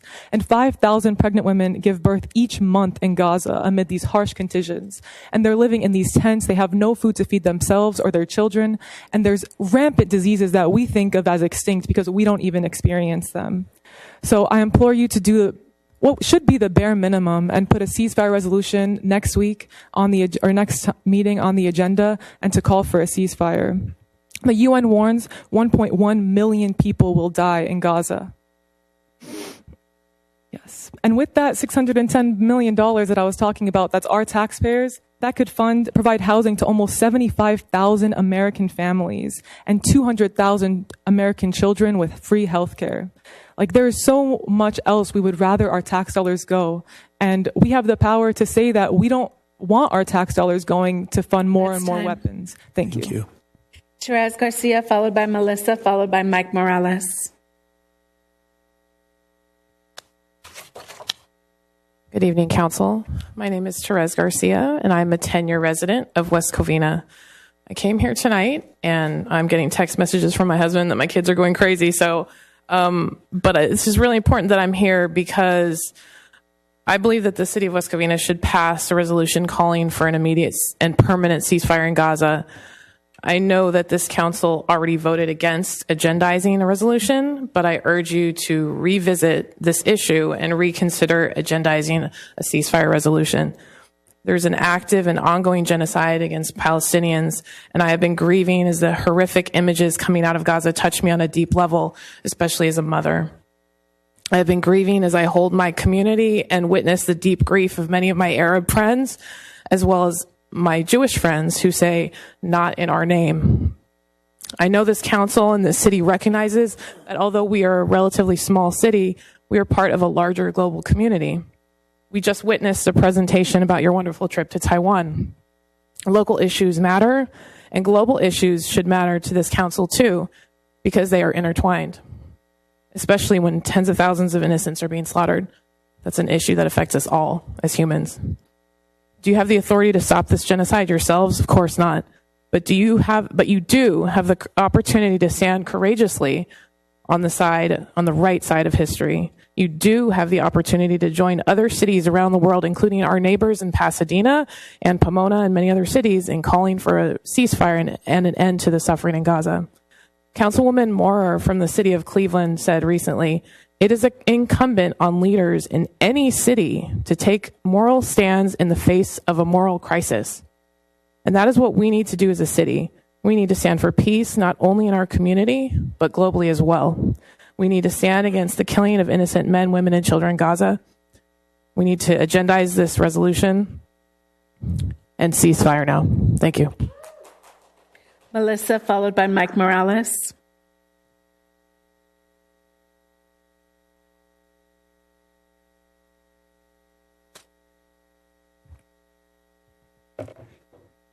Today is day 165 of the genocide in Gaza. As of today, there are at least 30,000 martyrs, with at least 13,000 of them being children. Biden and the U.S. government are active participants in this genocide. The Israeli war machine and its systems of oppression are bought and paid for by U.S. imperialism. Each year, $4 billion of our tax dollars fund the illegal occupation and oppression of the Palestinian people. Israel is currently carrying out a massacre of historic proportions against Gaza and all throughout Palestine, slaughtering thousands. The bombs and missiles that are raining down on Gaza right now are paid for by our U.S. tax dollars. Instead of using the money to meet the people's needs, the U.S. government has shamefully extended Israel a long-term military aid agreement worth $38 billion. In 2023 alone, over $600 million were sent in aid to Israel. We denounce our tax dollars being used to carry out genocide by the Zionist entity against the Palestinians. With this money, we could have funded over 70,000 households with public housing, low-cost and free health care for 200,000 children, and over 6,000 elementary school teachers. As one of your constituents who was born and raised in West Covina, I am asking you to join Chino Hills, Long Beach, Santa Ana, and 77 other cities in agendizing and passing a ceasefire resolution. We demand that you all call for a ceasefire to stand with the people of Palestine and to fund our needs before the U.S. war machine. When local representatives refuse to speak out against genocide, they make it infinitely easier for state and federal representatives to continue to ignore public outcry for a permanent ceasefire in Gaza. West Covina City Council, we are here to hold you accountable. We are here to say that silence is complacency during a genocide, and without a ceasefire resolution, you too have blood on your hands. Thank you. Mike Morales. Before the next speaker, if we could not have any applause. Thank you. Good afternoon. It won't take too long. I just wanted to add from Mr. Castellon that spoke earlier about the group homes. And meaning by group home is more the drug and alcohol rehabilitations and sober living, right? I just wanted to add to that and wanted to request or, invite you guys to create a new ordinance, a city ordinance on it.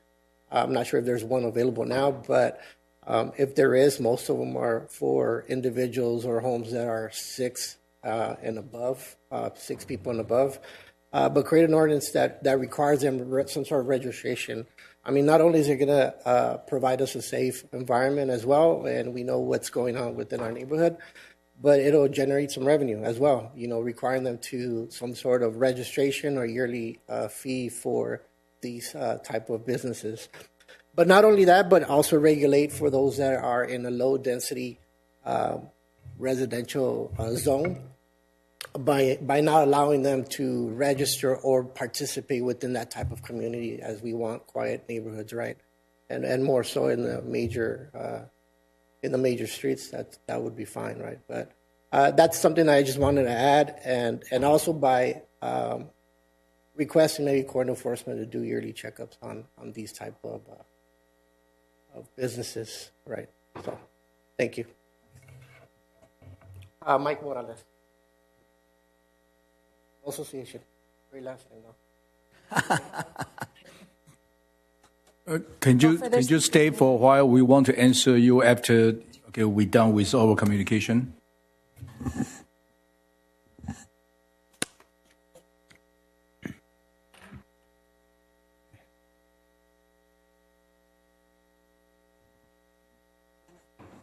No more speakers. Okay, I am actually I was requested by one of the residents who was unable to be here because it is Nowruz, which at 8:07. So Happy New Year, everyone. Nowruz Mubarak. So I'm just going to read this email into the record. Good evening. My name is Sharzad Shushagar, and I am a 35-year resident of West Covina. I'm also a member of the San Gabriel Valley Progressives, a group of citizens who are passionate about issues such as justice, peace, and equality. As a West Covina resident, I am aghast at the lack of support for Mayor Calderon Tabatabai's request to agendize a resolution for a ceasefire in the horrendous war between Israel and Gaza. Mayor Pro Tem Wu was the only one who was courageous enough to express his sentiments about this matter. Although he was saddened by the ongoings in Gaza, he explained that he was reluctant to vote in favor of the request because he was afraid the matter would be controversial and would divide the residents. I guess his courage was limited to talking about the ongoing genocide instead of taking action. What I don't understand is why the council wasn't afraid to vote on a resolution condemning anti-Semitism. Wasn't that a controversial issue as well?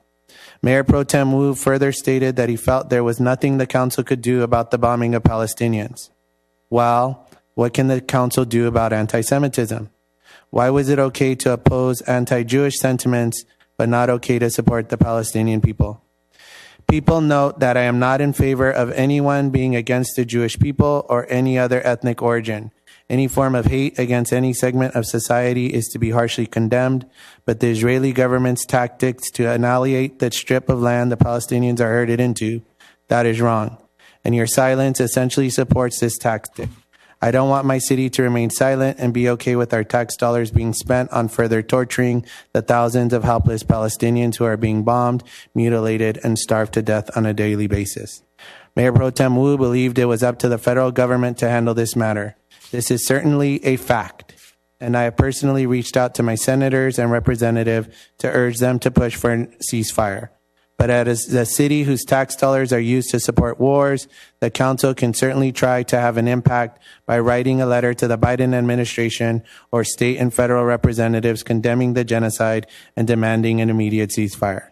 Your voice would mean more than just individual voices. Since I cannot be at the council meeting to voice my outrage, I am writing to implore you to reconsider this request and agendize the resolution as requested by Mayor Calderon Tabatabai. City Manager, can you respond to public comment concerns? Yes, and I do want to apologize. I forgot to include some good news earlier this evening. Bill took a little bit of that thunder under fire, but we did have a good or some good news. In the case of the Gallagher versus City of West Covina, the jury came in favor of the city, and so that's a case that we won last week. And so we're happy that it resulted in the way it did in our favor. So, responding to some of the comments from this evening's residents, I think Lisa left, but mail theft has become more prevalent everywhere, not just in West Covina. Myself, my mailbox was stolen, and it just happened to coincide with the delivery of my driver's license. I'm sorry?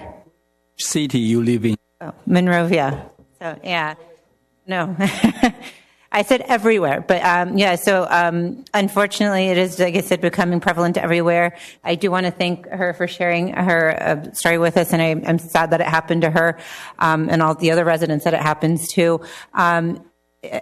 I know that this next week there will be a neighborhood watch meeting in Service Area 4. I'm not sure where in the community she lives, but we can connect her to Lieutenant Nelson. She can also reach out to her police department. They can provide some pointers on how to better protect her mailbox. Well, we can't sit out in there and protect it, but just some pointers to help address it.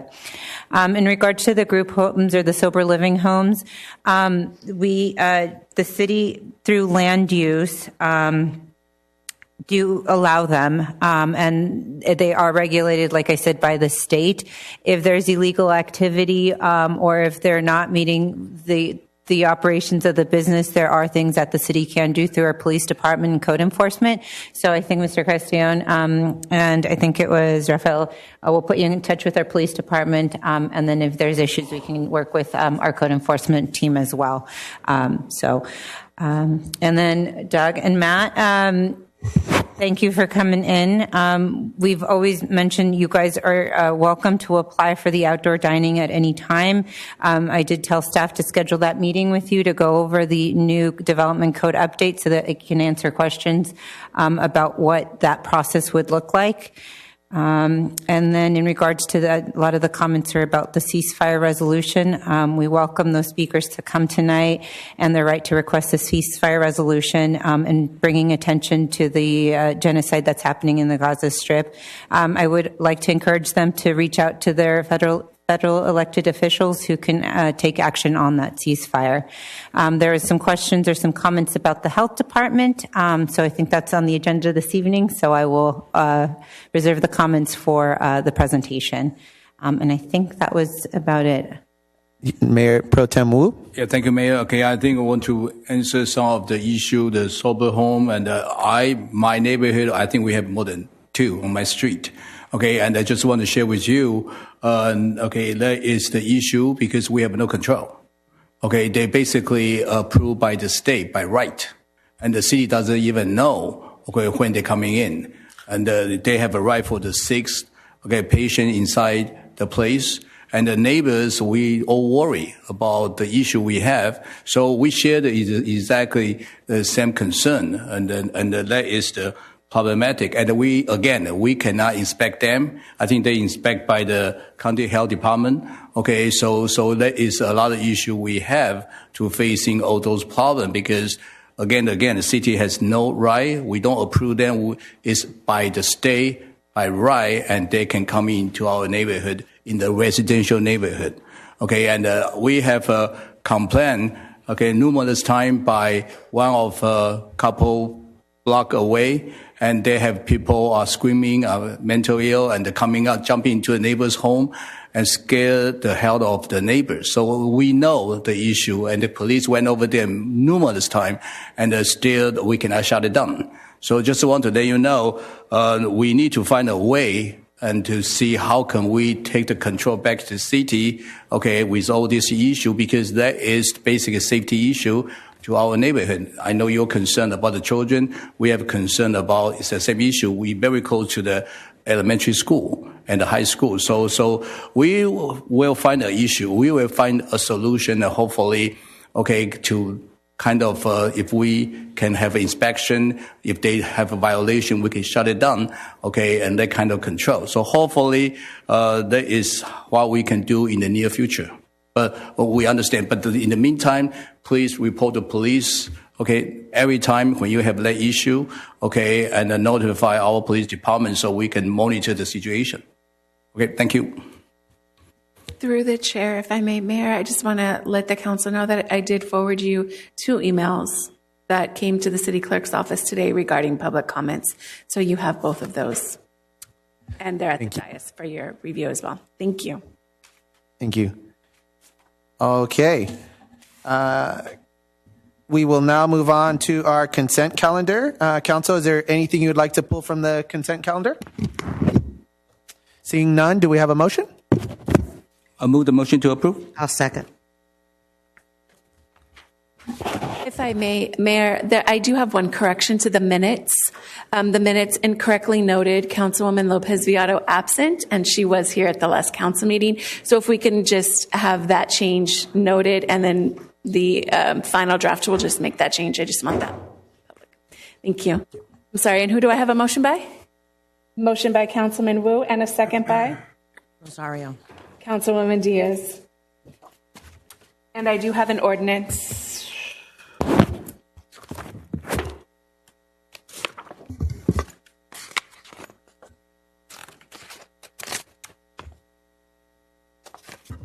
There is no ordinance. Huh? Do you have an ordinance? No ordinance. Sorry, no ordinance. Councilman Contos? Aye. Councilwoman Diaz? Aye. Councilwoman Lopez Viado? Aye. Mayor Pro Tem Wu? Aye. Mayor Calderon Tabatabay? Aye. Consent passes 5-0. Thank you. All right. Item number 8, public hearing for zone change number 23-02, ordinance number 2520, amending the zoning map of the city of West Covina to create consistency between the new development code and the zoning map for the city. This matter set for a public hearing consists of ordinance number 2520, amending the zoning map of the city of West Covina. Will the city clerk verify the proper legal notice has been given? Proper legal notice has been given, Mayor. At this time, I'll open the public hearing on the project. There will first be the presentation of the staff report. Then we shall hear from those in favor of the ordinance, then those opposed. Ms. Morales, who will present the staff report? Joanne Burns will be providing the presentation.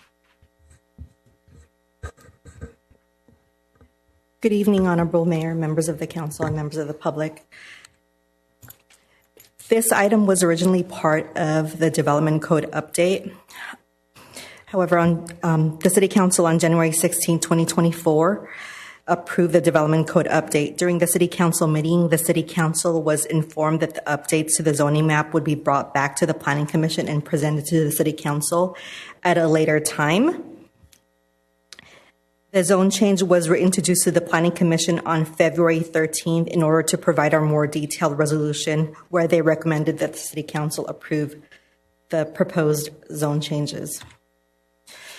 This proposed zone change is 4 parts.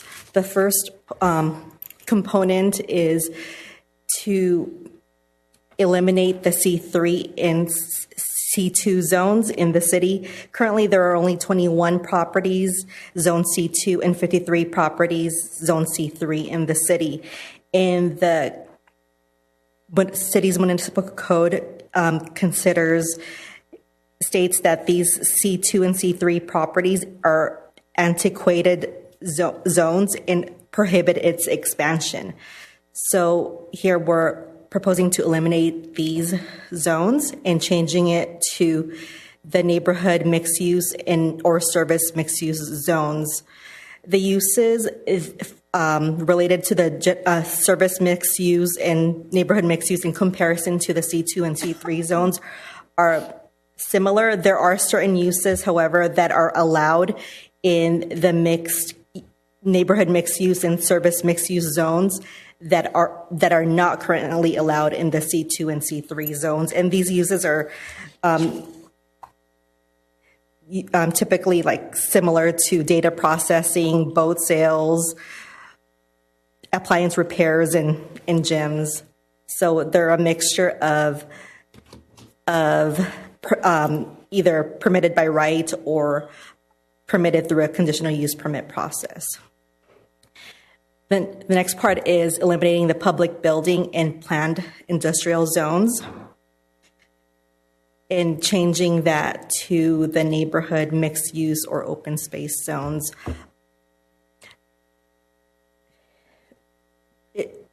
And also overall, getting rid of the mixed use overlay zone and incorporating the mixed use overlay zone into the standard zoning, which is neighborhood mixed use, service mixed use, regional mixed use, and also incorporating the mixed use overlay, mixed use zone into the office professional mix, and considering it office professional mixed use, which was not previously part of the mixed use overlay zone. And the fourth part is changing some properties to R1 zoning to open space zoning, and these are mostly city-owned parcels that are existing parks or open space areas that are being used for slope conservation. I'll go ahead and go over the properties that are being rezoned because the IP and the planned industrial and public building zones are being eliminated. And there are only 5 of these properties. 3 are Northwest College. The zoning would just match the existing, or the portion of Northwest College that's across the street from these zoning, from these properties. And then the two other properties is Fire Station 3. It's currently zoned public building. It's being zoned as open space, which is similar to the zoning of Fire Station 2. We're just matching the zoning so to make it more consistent with the existing fire station. And then on Valley and Morganfield is a photograph of the existing landscaped area in between Valley Boulevard and a single-family residential that provides some type of landscaping buffer because Valley is a very busy street. Currently, this is zoned public building, and we're changing it to open space to be more consistent with its use. And there are other properties that are split zoned. So the property in itself, the parcel has 2 different zoning. So one of the things that we're going to do is fix this situation. So one of these situations is at the Honda dealership. Currently, this small triangular parcel is zoned neighborhood commercial. We're just matching the zoning to this. It's the service commercial zone to match the large portion of the site. The Auto Plaza overlay zone will not be impacted with the zone change, and it's still going to be remain as a used car only dealership area. There's an apartment complex on 1015 West Garvey Avenue that's split zoned. A large portion of it is zoned MF20, and a small triangular portion of the parking lot area on the south is zoned neighborhood commercial. So we're changing it to match the MF20 zone. On 820 Phillips, a hospice care facility. It's currently, a large portion of it's currently zoned MF20, mixed use 20. However, a portion of it, the parking lot and landscaping portion of it is zoned office professional. We're making it more consistent with the MF20 zone to match. And then similar situation with this property on 527 South Belinda Avenue. And this is the overall zoning map that shows all the properties that I called out changed, in addition to the items that I went over as the 4 components of this particular zone change. With this, we are recommending that the City Council conduct the public hearing and introduce ordinance number 2520 I'm available to answer any questions. Thank you. Any questions? Seeing none. Mr. Mayor? Oh, yes. Just Councilman real Contos. briefly, what are the practical implications of making these changes? I'm not quite following by our doing this, what does this produce exactly? Just so I can understand better. So if I can respond to that, the council recently adopted the development code update that changed some of the titles for some of the zones. And so this zone change will make it so that it's consistent with the new development code that you just updated. Right. But I'm just saying, so when we make that consistent, what were the problems because of the inconsistencies before? Just because I'm still learning how to understand the different terms and how this all works. So what are the practical, like what happens by synchronizing, because we did approve that because we should be in synchronicity, but just for residents understanding, what does this do? I'll let Joanne respond to that one. So the development standards that were approved with the development code updates calls for these specific zones. So in order for people to be able to do construction or any type of development in these properties in the city, we would have to do the zone change to make it more consistent with the development code update. Otherwise, the zone, every zone in the city that's included in this particular zone change would be considered antiquated, similar to what the C3 and C2 zones that were previously in our zoning map. So by their being antiquated by our creating the synchronicity, it results in what?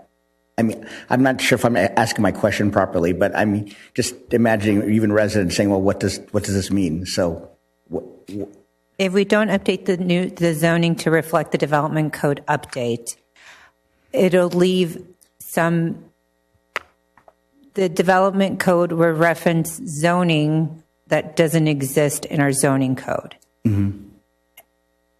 So therefore the development code that we just updated, all of those guidelines would not be able to apply to zoning that is not no longer the zoning exists. map. Okay, great. Thank you. Thank you. That helps. Thank you. Okay. Any other questions? Seeing none, is there anyone who wishes to speak in favor of the ordinance? I have no speaker cards, Mayor. Is there anyone who wishes to speak in opposition to the ordinance? I have no speaker cards for that one either. All right. I shall now close the public testimony portion of the public hearing and ask for council discussion. I move the motion to approve. I'll second it. All right. We have a... Before roll call, I do have to read the ordinance. Here's my ordinance title. Ordinance number 2520, an ordinance of the City Council of the City of West Covina, California, adopting zone change number 23-02, rezoning properties in the planned industrial I-P, public building P-B, medium commercial C-2, and heavy commercial C-3 zones, and rezoning the regional commercial, office professional, neighborhood commercial, and service commercial zones with mixed use overlay in association with the development code update, and rezoning certain properties for land use consistency, and making a determination that the project is exempt from the California Environmental Quality Act pursuant to CEQA guidelines section 15061, B3 common sense exemption. I have a motion by Mayor Pro Tem Wu and a second by Councilwoman Diaz. Councilman Contos? Aye. Councilwoman Diaz? Aye. Councilwoman Lopez Viado? Aye. Mayor Pro Tem Wu? Aye. Mayor Calderon Tabatabai? Aye. Item passes 5-0, Mayor. Moving on to item number 9, update on efforts establishing public health department and service agreement with the City of Long Beach Public Health Laboratory. Ms. Morales, who will present the staff report? I will be presenting it this evening, Mayor. So we got it? Okay. So the item before you this evening is, or the recommendation is to receive and file the update regarding efforts to establish a public health department here in West Covina. And secondly, to approve an agreement with the City of Long Beach for laboratory testing services in substantially the form as attached and in such final form as approved by the city attorney. So a little bit of background. In February 2021, the City Council directed staff to establish a West Covina Health Department. And this was during the pandemic, and it was directed with the intent to protect and save lives in our community and have a better response to a worldwide pandemic happening. In April, we were established the Public Health Director Officer position. It was added as a non-exempt position in the municipal code. In May of 2021, the Health Department was established in the municipal code. The fees and charges were also established in the municipal code. And the city manager was authorized to negotiate and execute a professional services agreement for health services. That same month in 2021, the City of West Covina submitted the West Covina Health Department overview and summary to the California Department of Public Health, or CDPH. And that was the city's application to establish our health department. So I want to thank CDPH and LA County Health Department. We've been working with them collaboratively for the last 2.5 years since we received since we submitted that our application. We've been meeting with them regularly, monthly meetings, to get updates as to the status pertaining establishing a health department. With the submittal of the city's West Covina's application, the state of California, or CDPH, decided that it was necessary to do a look and review at the regulations process for establishing a health department. Out of the health departments in the state of California, none of them had been certified through that process. And having been, going through a pandemic, it was they felt an appropriate time, especially in conjunction with application, to really review the process in establishing a health department and, looking at ways that the pandemic impacted the health industry and how it could be better formatted to better serve our citizens. In discussions with CDPH, there are some documents that they've stated will be required as before initial application, and that is a community health needs assessment, a community health improvement project, a public health emergency preparedness and readiness plan, public health laboratory services agreement, and possibly others. At this time, West Covina has completed a West Covina emergency plan with a public health emergency preparedness and readiness plan, and we are finalizing the community health needs assessment. I know that I've been Dr. Basil has been at different community community events at a booth, and we have that survey that's been on the website, try to collect information from our community residents so that we can complete that community health needs assessment, as well as a community health improvement project. In February of this year, we heard from CDPH that they had completed the regulations package. And the regulations package, sorry, we can go 2 slides ahead. One more.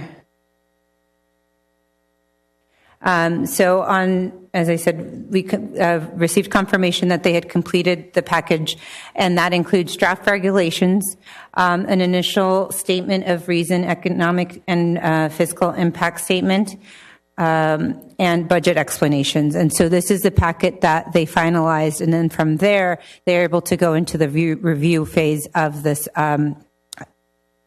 of the regulations.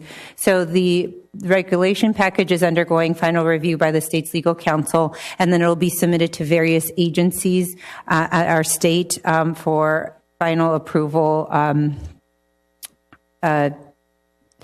Once all of those agencies, including the Department of Health and Human Services, the Department of Finance, the Department of Administrative Law. It'll then be posted for public comment. And that's when the public at large, and that's when we'll be able to see what those new regulations are going to entail and require for the establishment of a health department. Once that public comment period is completed, then it'll get filed with the Secretary of State, and then the CDPH will require some time to set up staffing so that they can then accept the application. With all of this, we anticipate that we'll be able to get approval by the end of this year, by the end of 2024. That is our goal. If we can go backwards one. Backwards. There. Back one. Thank you. So current status. Right now, we currently are being provided services with the Los Angeles County Department of Public Health. We will continue to receive services from LA County Health until the West Covina's Health Department is approved and established. The process of separating from LA County will be in a phased approach. We are not anticipating that we submit to the state and then we have to have a health department the scale of Long Beach or Pasadena up and running within a month or a year, but it'll be a process where as the city, through the community health needs assessment, what the needs of the community are, that we will look at providing those services for West Covina and getting grant funding or funding from CDPH to provide those services. And as we take on services, then we could then replace those services that we get from the county. But it is going to be a phased approach. We are going to start taking on services and programs as we need them based on what the needs of our community are. The city's current focus is pursuing state provisional approval for the health department, and we have been meeting regularly since for 2.5 years, like I mentioned, with CDPH and LA County on a monthly basis to go over the progress of these regulations. Budget and financials. So as we are not privy to what the final regulations state, we cannot provide you with financials today as to what exactly this is going to cost. As I mentioned, this is really a phased approach. Part of the discussions with CDPH is that there will be fixed funding from the state for a health department, plus there's grant funding, there's federal funding that we'll be able to apply for once we have the approval from as a health department. And so all public health departments qualify to receive grant funding at federal and state levels. The budget may also be supported by fees that will help offset cost. For example, like the environmental piece that can be self-sustained by service fees collected for those services that pertain to health inspections of our restaurants. The second item for your recommendation tonight is approval of a agreement with Long Beach Public Health Department. Part of the requirement that CDPH has conveyed to us is that we will need to provide laboratory services. We reached out to various labs in our region and determined that the Long Beach Public Health, or the Long Beach Lab, was the best option to secure a public health laboratory service agreement with West Covina. There does not. The agreement is based on the services rendered, and so we will not be receiving services until we have that provisional approval from CDPH. And so we do not intend on incurring any costs associated with, we will not be incurring any cost until we get that approval from CDPH, and then it will be based on the services that are required by the city. So that's the update and information on the laboratory services. I have Dr. Basil and Ahmad Ansari from TransTech that are here to help me answer any questions regarding the health department. That concludes my presentation. Thank you. Any questions of staff by city council members? I can go first if that. Okay. Well, I always, like to allow my fellow council members the opportunity. So I wanted to start with the health needs assessment. What are the requirements for the health needs assessment? What demographic portion of the community, what percentage of the population needs to be surveyed? What are the protocols? I understand at some of the public events, Dr. Basil has been taking survey questions, but I'm assuming there's academic protocols that need to be followed to make sure that whatever data is produced is usable data. Before Dr. Basil answers, if I could just add this. As I mentioned, we've been working collaboratively with CDPH and LA County. And so when we created this survey that we've been trying to collect information from our community members, we have been sharing everything that we've been doing with CDPH and I don't know if they're getting their blessing, but informing them and kind of saying, if we do it this way, is this the right way? And so we've been getting some positive feedback from CDPH. So I'll let Dr. Basil further answer. Hi, good evening, City Council mayors. So as far as the community health need assessment, we basically have two data. One is the so-called primary data through the survey.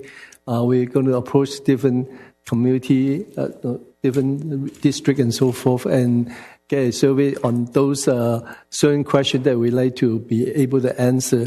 And then we have those so-called secondary data where we are basically dig through the whole between the CDPH, CDC, and so forth, and like UCLA, USC, and so forth, some of the health data pertaining to West Covina. So based on that, we are actually finalizing all those data.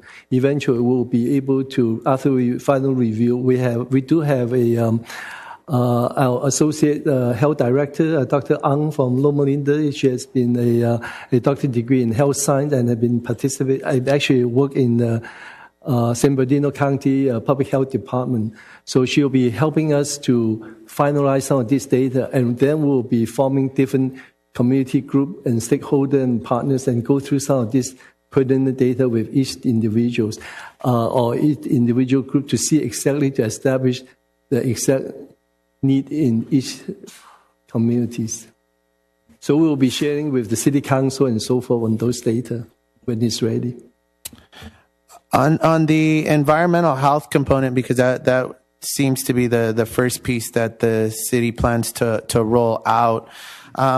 How many facilities? I know we mentioned restaurants, but I understand it deals with like the public pools, like Edgewood High School swimming pool, the wrestling rooms there, the massage parlors. There's many more facilities than just restaurants.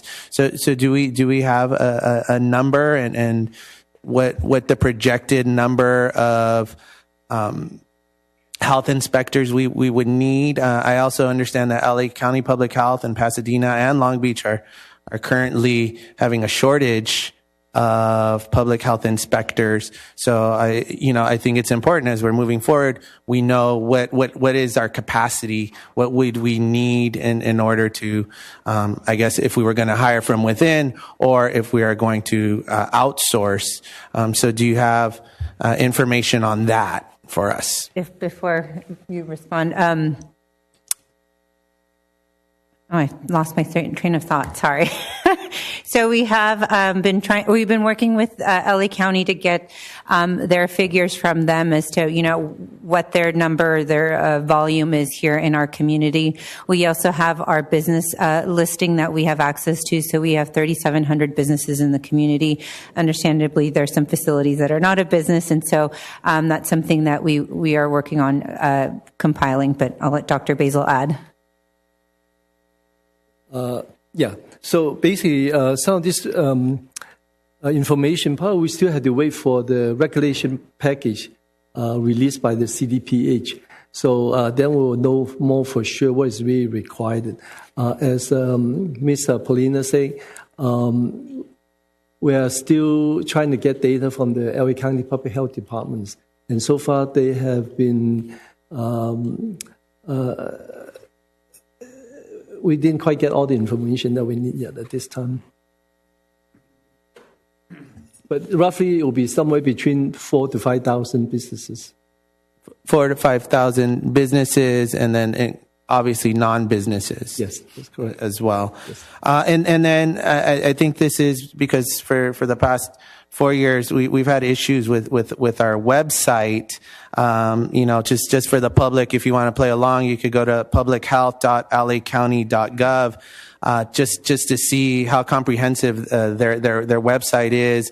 Again, the data that's available, you can go on there and you can see all the businesses and when they were inspected and what grades they received and what violations they had. So have we looked at, for one, our capacity? Are we going to create a separate website, which would seem to be necessary for this because it's so comprehensive? What the cost would be? Again, are we planning to outsource? I'm asking this because if as we're moving along, I know you said there's no financials because we're waiting on some information, but there's some basic infrastructure that we should already be building out in terms of cost that we know we're going to have in order to provide the type of service that we're currently receiving from LA County Public Health.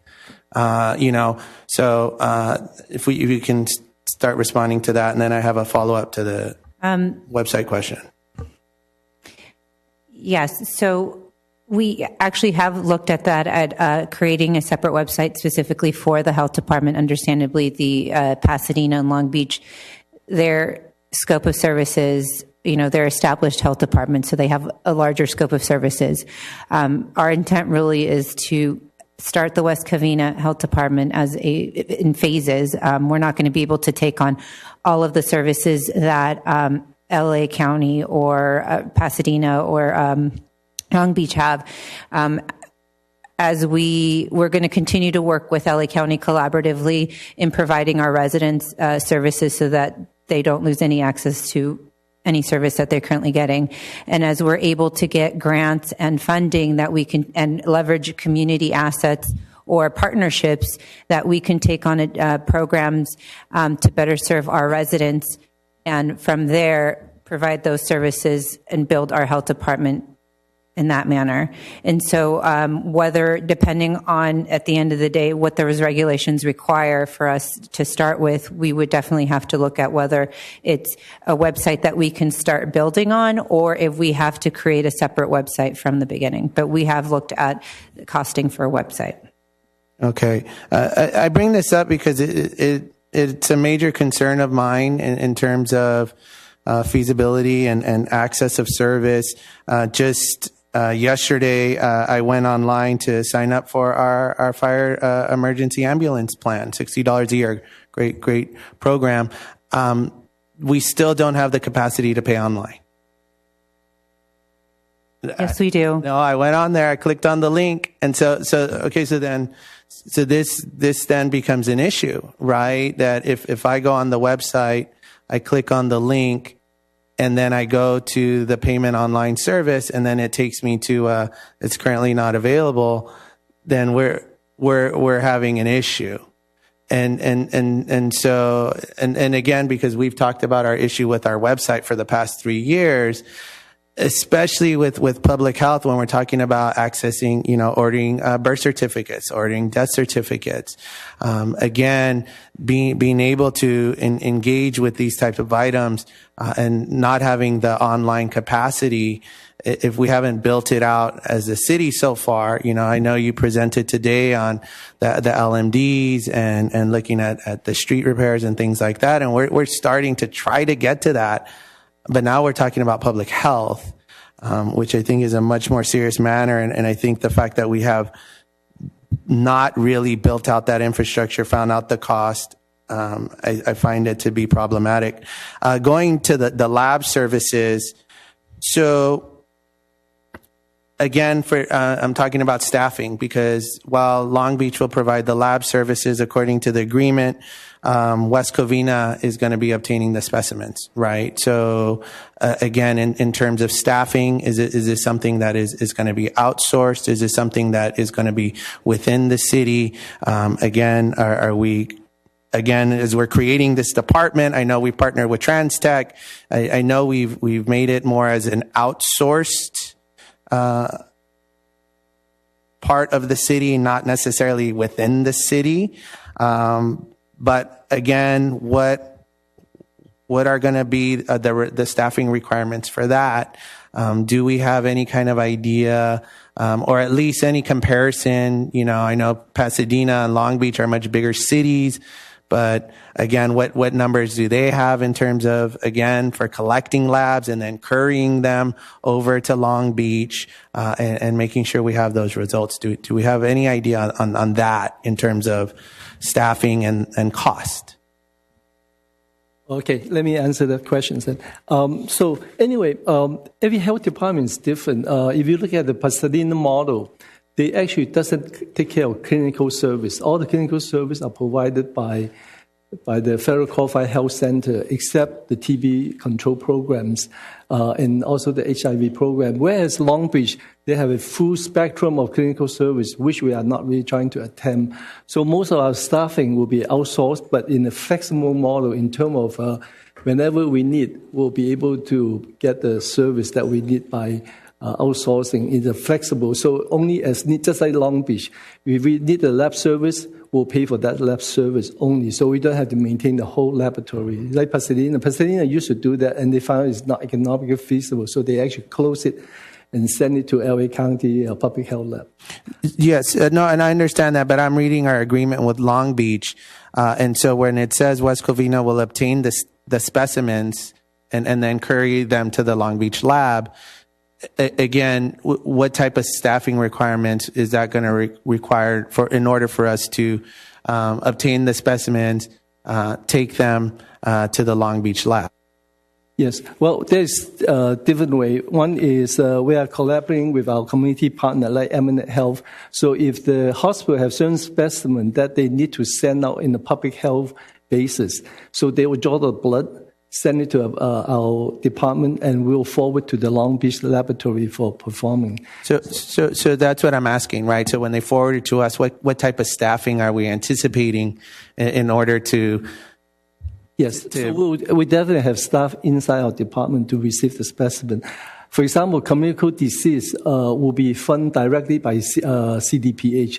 So, for example, part of our documents, we need to establish what is the most common communicable disease here in the city of West Covina. And based on that establishment, the 10, 15 most common communicable disease, the CDPH will fund each disease directly to us.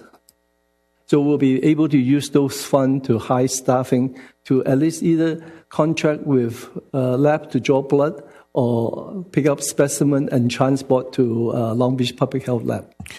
Okay, so the staffing that is going to be part of our West Covina Public Health Department, are these going to be West Covina employees, or are these going to be outsourced to another entity?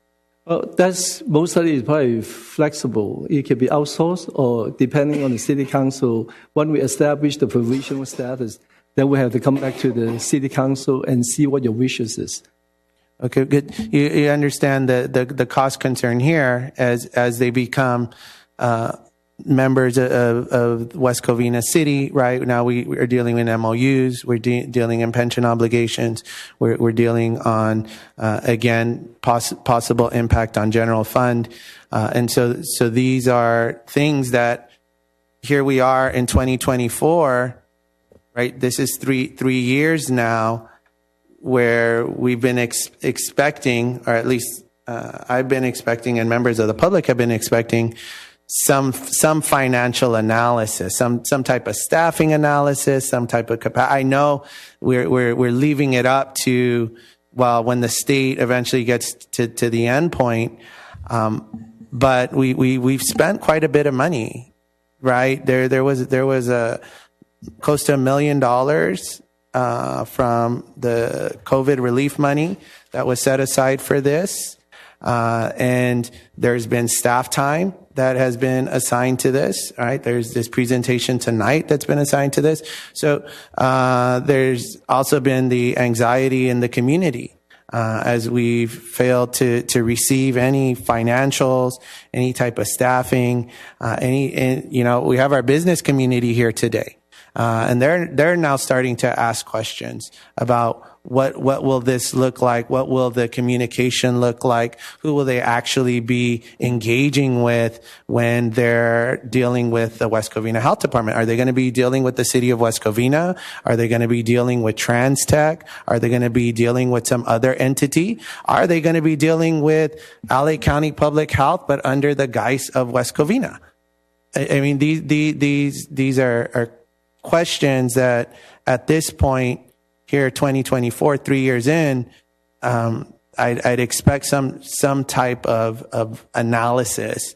I mean, I understand the summary that was just given, but that just looks like this is what California has been telling us to do. These are what the meetings look like, but there doesn't seem like there's been any work done on our piece to look at our actual capacity in terms of finances, staffing, again, being proactive and understanding what this will look like. Because as we continue, you're going to wait until the very end. Maybe it's going to be another 2 years. I know you say at the end of 2024, but is it 2 years? Is it 3 years? And we're still without doing any other work. Where no other city did this. Every other city did their pre-work. That's why we do have numbers. That's why we know city of San Dimas, when they came out with the $60 million figure, the city of Los Angeles that found it was going to be hundreds of millions of dollars and they couldn't do it. Right? So I don't understand why we're 3 years later and we're getting a presentation with no financial numbers, no staffing numbers. We don't even have an idea. We have the 3,700 businesses, but we haven't even looked at what other type of entities need. You're giving me a $4,000 or $5,000. I mean, that should be a number that we ourselves should be able to have. You know, we had someone come here talk about the group homes, right? Again, that's a public health issue, right? That has to be inspected, right? So there's all these aspects that should be presented that we should have an understanding as, so that way we as a council can really start looking at it and saying, do we have the capacity to have our own health department? Give us something really to look at seriously, and we can also present it. Because maybe it is the best idea. Maybe this is a good idea. Well, we need the community to have confidence in it. But when you come here with no specifics and how it will look like, and that you're telling me, here we are 3 years later, you can't give me any specifics until California Health tells you, okay, this is what. Well, no, you can do some forward work. I mean, I would have expected 3 years later that some forward work would have been done. If I may. Yes, we do have some preliminary planning and also in terms of numbers, but I think it will be premature to present here because otherwise it will be misleading the city council. We do have some planning, we do have some staffing ratio, but we don't want to release those data until we get the final regulation package from CDPH. If we release those numbers at this time, it will be potentially labeled as misinformation to the city council, and I just hate to do that. So we do have budget done even a year ago, but since CDPH asked us to wait until they have the final package come out, we still are waiting to know exactly, because the more we discuss with CDPH, the more we find out that there's certain funding coming out from CDPH to support our activity, especially the core function of the health department. Because on this final package, there will be two one is basically the core functions, And a lot of this core function is either self-supporting, like the environmental health, it will be self-supporting. The vital statistic, vital record will be also self-supporting. And the rest of them, like communicable disease, will be also funded by CDPH. And also the public health readiness and emergency readiness is also going to be funded by CDPH. The rest of those program, maternity, food program, so forth, the CDPH is basically leave it up to individual local health department to decide what they want to get in. And those will be fund and grant coming from federal level in terms of CDC and NIH and so forth. As far as the pre-work, we did do some pre-work, but I think at this time will be too mature. As you know, if we release certain information out at this time without reviewing the final regulation package come out, and then later on say, oh, how come all this information doesn't jive in terms of our prediction and estimate? Because we still really don't know the final estimate. But we do have some preliminary data and some staffing ratio that we actually plan on. We do have an inspector actually hired on staff by Transtech, and it's ready to go. But we cannot move forward until the regulation package coming out from CDPH. Yeah. If I could add to that, we don't know. Once we get to the starting line, once they've printed that application, we do have some work that we are doing right now to get us better prepared to once it's ready. And that's what CDPH has shared with us, is that community health needs assessment. And I think that's a very critical document that we've been working on, where it's going to give us a better picture of what our community needs are. And then that's going to help dictate with the regulations what are the services that we're going to start providing in our phased approach to developing our health department here in the city. And I think the other one was our public health emergency preparedness and readiness plan. So there are things that we are doing, moving towards being better prepared once that application is ready. Just to add on to what Dr. Basil is saying is, these are the items that CDPH said we're going to need, and that's what we've been working on. The rest of it, this is a new process, as I think I mentioned before. None of the health departments in the state of California have gone through the certification of the current regulations, and now we're updating them. So it's a new process for the states, a new process for the county, it's a new process for us, and we're all trying to, like I said, we're working collaboratively towards figuring it out, even from what the review process looked like for the final regulations has evolved in the past couple months as to which agencies would be reviewing it. So it is a new process, and we're working all the three different agencies together towards that common goal. And so do we have a timetable when the community health, since that seems to be a big piece of this, when the community health needs assessment will be available and ready to be presented to the City Council? Yeah, so basically the primary and secondary data probably ready the next 30 days. Then we can share with the City Council before we go out to reach out to the community to talk to different groups. I don't want to present some data that haven't been reviewed and approved by the City Council. So we want to definitely come back to the City Council to look at those data before we go out to the community. Mayor. That part is very important because the CDPH, CDC, and all this is depending on this document to see what our need is. Not what we think the community need is. It's what the community tell us what their need is. Yeah. Mayor Pro Tem Wu? Yeah, thank you, Mayor. I think Mayor get a lot of good point, okay, and I think a lot of concern, okay, that is grounded, okay, and the budget, the timeline, why it takes so long, et cetera, because, okay, I understand, okay, our health officers and the Transtech and the city manager, acting city manager spend a lot of times, okay, maybe 1 or 2 times a month talking to Dr. Chapman from the CDHP, okay, and they try to put this together because for hundreds of years, okay, we never have a pandemic, and now we got this pandemic, and everybody suffer. City get shut down, business get shut down, and people, okay, lost their business, and a lot of people lost their life. Okay, I think this is something everybody concerned, including the state, including the federal government, see how can we, okay, and revamp about our public health, because for 100 years, we haven't updated our public health because we never been attacked by this virus. and now we got attacked. So everything we need to kind of start from fresh. Okay, I think this is why it takes so long. My understanding, okay, I talked to the Dr. Basil and talked to the acting city manager about what is the status right now, and I understand you guys they have a 16 attorney and reviewing, and everything had to go with the CDHP regarding their guideline and their requirement. Otherwise, we cannot move. And I understand.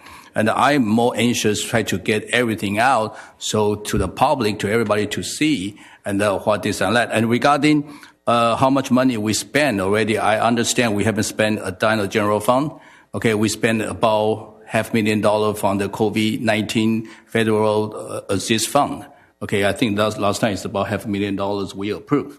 And we didn't add on anything, but we haven't spent any general fund currently.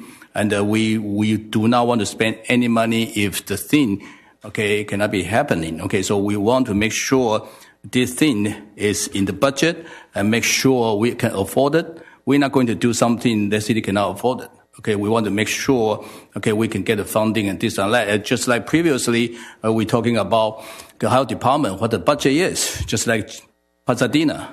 About 135,000 population. We are about 110, 120. We're very similar to their population. But yes, at daytime, I think they have more population because of their business. But again, the same population is similar. Okay, and they have a $20 million budget, and predominantly is from the 50% from the federal government. Okay, and the 25% from the state, and another about 25% from the service render. And I think we have presentation. I talked to their health department and plus checked with their mayor. It's budget neutral. Basically everything covered by all this grant. And my understanding, everything has this baby step. We do not jump. We have to cautiously, step by step, to build this very important for our future. And everybody know the new virus will attack us again, and how we monitor our population, make sure our children in the school and the senior complex is safe. And we want to make sure we have a medical doctor and a facility and resource to make sure this virus attack before the outbreak, we can catch them and quarantine them. So in that way, don't outbreak. So I think this is something we understand, and I think that the state understand, and even federal government understand how we update. And I am understanding, from the Dr. Chapman talking about not only West Covina applying, they have another 15 cities behind our back, and they're ready to apply, and because they understand if we don't do it right now, we will regret it in the future, because the generation to come, we need to protect them. And regarding how, we to do this, and make sure that it will be successful, and that will be follow the CDHP with their guideline, and plus help with the county health department. We all work together. We service the same constituent. We serve in the same resident. We're here not trying to take away from county health department. We try to assist to provide more service, to monitor our school and our and the senior complex. We want to make sure that the population is safe, and with a close watch by the medical doctor, health officer, or West Covina, and make sure everything can be can be caught earlier before it spread. So I think I understand, the concern, and I have the same concern too, but I trust the CDHP, and I trust our medical health officers, and I trust our city working very hard. I try to put this together and step by step get a professional approval first this year, and then I understand you have 12 months to make sure to prove the CDHP. Then you have another 24 months to prove your medical service. So it's not going to build the room in one day. You build the room step by step, and we need to prove to the state and the federal government that we are capable to do it. And we want to serve our community. For example, like a restaurant. Currently, you have our city requirement, then you have a county requirement, and they all conflict to each other. And then the business suffer with all this conflict, delay the time, and cost even double. So hopefully everything will be in one So they're talking to each other in the one department rather than in different departments. So I think that will help, our business big time, and to make everything efficient. And another thing, we talk about and the halfway home or the sober home or rural home, and all this issue is from the state. But I think they control or inspect by the county health department. But if we can have our health department, we can check them out and we can give them 3 strikes. If they don't comply, and then we can hopefully shut them down. But currently, we don't have any right. We have no jurisdiction. They can just be there, and the patient jumping out, screaming and yell, and we just have wasted resource for police go over there all the time. So a lot of the thing is, I understand it's something scary if we want to stop the new thing. But if we don't do it, I think we will regret in the future. West Covina is big enough, to service the neighborhood city, to have this health service, and we need to, as a prototype, and to help our city and help our community understand, that possible this is the way for the future and to save life. And this is my belief, and I think all the city council, believe in, this is the thing. But again, how to the budget, and how to make sure staffing, and but again, everything have to follow the state guideline, and hopefully in no time we can make this happen. I'm done. Thank you, Mayor. Councilwoman Diaz. Thank you, Mayor. I'm concerned about the budget, and what you said, Mayor, I think makes a lot of sense. However, I do feel that our LA County Health Department is just too big to take care of all of us. And if we had a health department in our city, I don't believe that it would just take care of our constituents in our city. I believe that it would take care of the region, this area, the San Gabriel Valley. And I like the idea. I know you mentioned that it's taken so long to get this done. But to me, I think it's great that they're taking their time to process this, to go through the changes that they need to, change. I understand there's several attorneys that are reviewing this because it's the first time they've ever done this. Well, it hasn't been for 100 years. So I like the idea that hopefully we will get something regarding the budget. But I really like the idea because at first I was thinking, how are we going to get rid of LA County and just move into our own health department? I like the idea that we have this phase in. I feel that we're not going to be left out in the cold, that we will be assisted. We will get the assistance that we need, and that our constituents are not going to suffer. I think that's a good thing. That makes me feel good, that it's a phase-in process.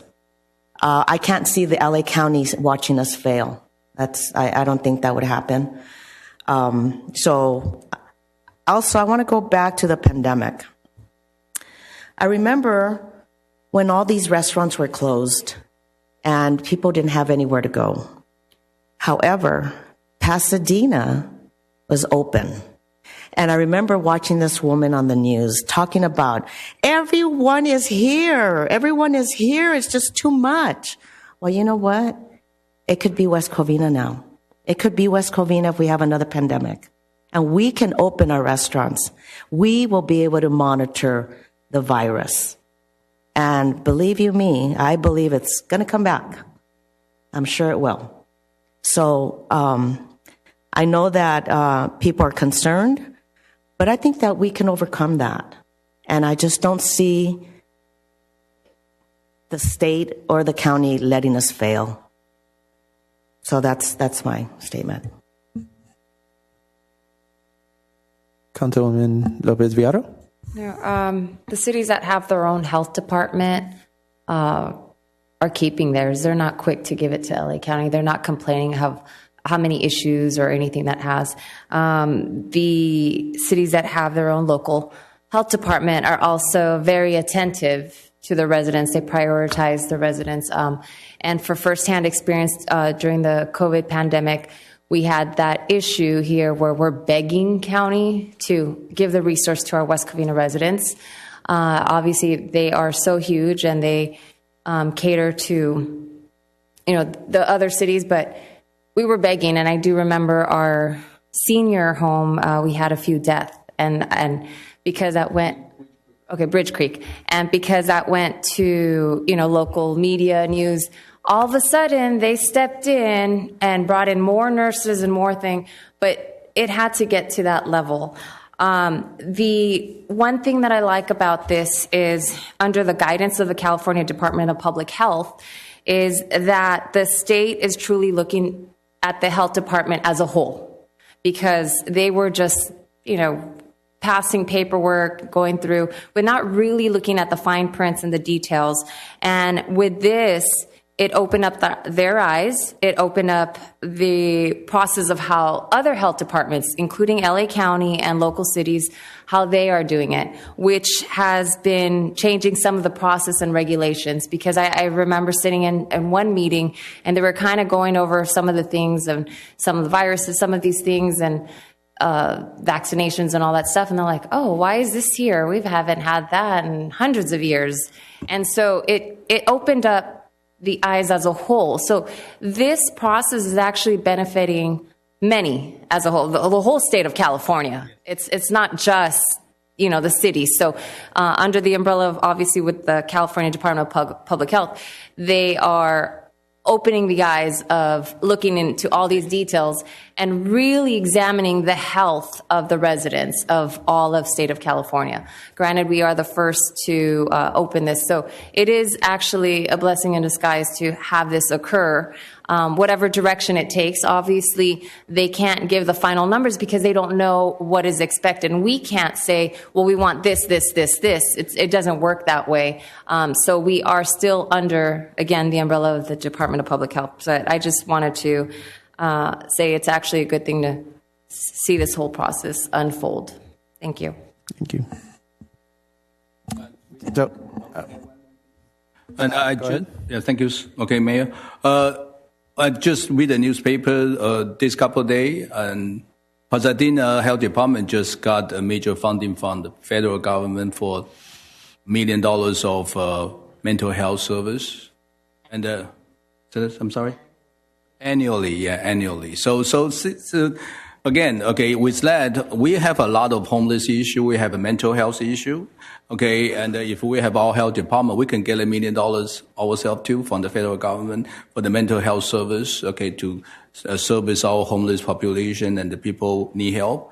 Okay, and currently we do not have any funding at all. So this is another benefit. When I read this news, I just say hopefully we can get the same thing from the federal government, because federal government is going to give us 50% of funding to build our public health department to service our residents. I think this is so important, okay, and to get this thing, and we're so close, okay, and to get this thing approval, hopefully in no time, so our residents can benefit with this policy. Thank you.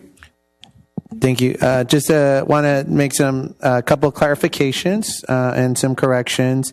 We was close to $1 million that we put of the COVID relief money towards the health department. The cities of Long Beach and Pasadena, and I know Pasadena's population was mentioned, is close to our population. Their general fund budget is much, much larger. And Long Beach, obviously, we know about the Port of Long Beach and the billions of dollars that they bring in. So in terms of revenue, there's major differences there. But if you also look at Pasadena Public Health and Long Beach Public Health, they consistently have to make decisions on their general fund services in order to provide all the services of their public health department. And again, these are things that I brought up the last few years. It's available for people to look at. Lastly, when I did speak of the length, I am also very happy that California Department of Public Health has taken their time, and what Councilwoman Lopez Viado said, yes, there's been a lot of benefit to the state of California for this process. But in terms of the taxpayers of West Covina, again, there are things that are taking too long from the city. And again, what has been asked for has been some financial analysis, staffing analysis, capacity, looking at the services that we currently provide as a city and where we fall short. And again, when you have those things not happening, and then you're trying to do this endeavor that hasn't been done in over 100 years, and we all know that City of Pasadena and City of Long Beach both had their health departments before LA County Public Health. Those are the real big concerns. So when I'm talking about timetable and about things taking too long, I was not referring to California Department of Public Health. I was referring to our analysis and what we've produced for the city and for the residents, and the fact that, although you're saying differently to me today, and it hasn't been presented to us at all, that the type of analysis you're saying is happening has been happening. And it wasn't even part of the presentation. So, again, those are the major issues. And like I said, some of the corrections I just felt was necessary to clarify. Mayor Pro Tem Wu. Okay, I'll move the motion to approve the contract with the Long Beach Health Department Laboratory. I'll second it.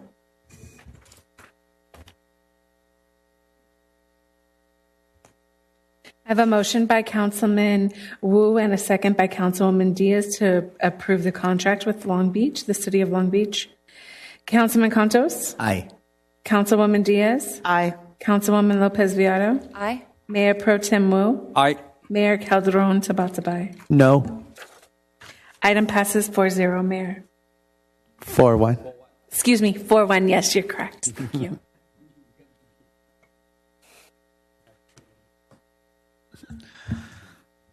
All right, we will now move on to City Council reports, AB 1234 conference and meeting reports. Mayor Pro Tem Wu.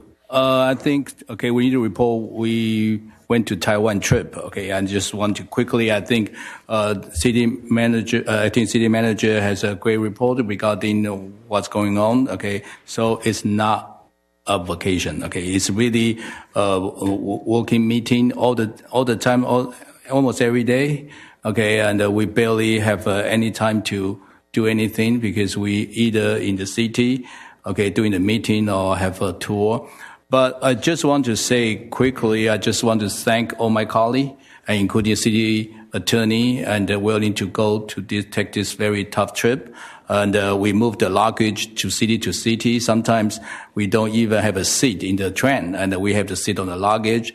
I feel like we're a bunch of refugees, okay. So, but we still have a good time, okay. Meaning, and to go to another city and to talk to the city mayor or the business owner and try to recruit them to our city. And just very proud regarding the robotic AI and robotic company, and they are willing to establish their education center, possible put in West Covina. They're coming in July. To survey our city and try to maybe a proposal to bring their AI robotic and education center, and that will be collaborate with all our school district. And their idea is how to develop our future intellectual, and especially for our children. And they want to have our children in the future work in the AI or robotic business. And with that education center, I think I put a video on my Facebook. If anybody interested to take a look. And that thing over here with our high school or junior high school, the STEM class with a robotic after school program and combined with our, this education center, I think really will build our future, our student and our children future, because AI or this robotic will be the future, and hopefully this will be a major improvement for our children, our community. So I want to thank again, for my colleague to go there, and I want to thank all the members to approve, for us to go there. And you can see we accomplished a lot, and we put our West Covina name in Taiwan. Now everybody know West Covina. Previously, they only know some other city, but they don't know West Covina. But now, our West Covina in their mind, and hopefully they can bring more business, investor and tourism or any education exchange student and to our city. But thank you so much again. Okay, thank you, Councilwoman Diaz. And before you speak, I doubt that Mayor Pro Tem Wu would not allow his country of Taiwan to not know about West Covina prior to this trip. That has to be a lie. And I want to say this, we don't know what to expect. A true story, We got invited to Tainan, and I born and raised in Taipei back in 1983, and become an immigrant in the adopted country of United States. I love this country, and that's why I'm doing this, giving back, and my American dream. And so with that relationship, but I left there almost 43 years ago.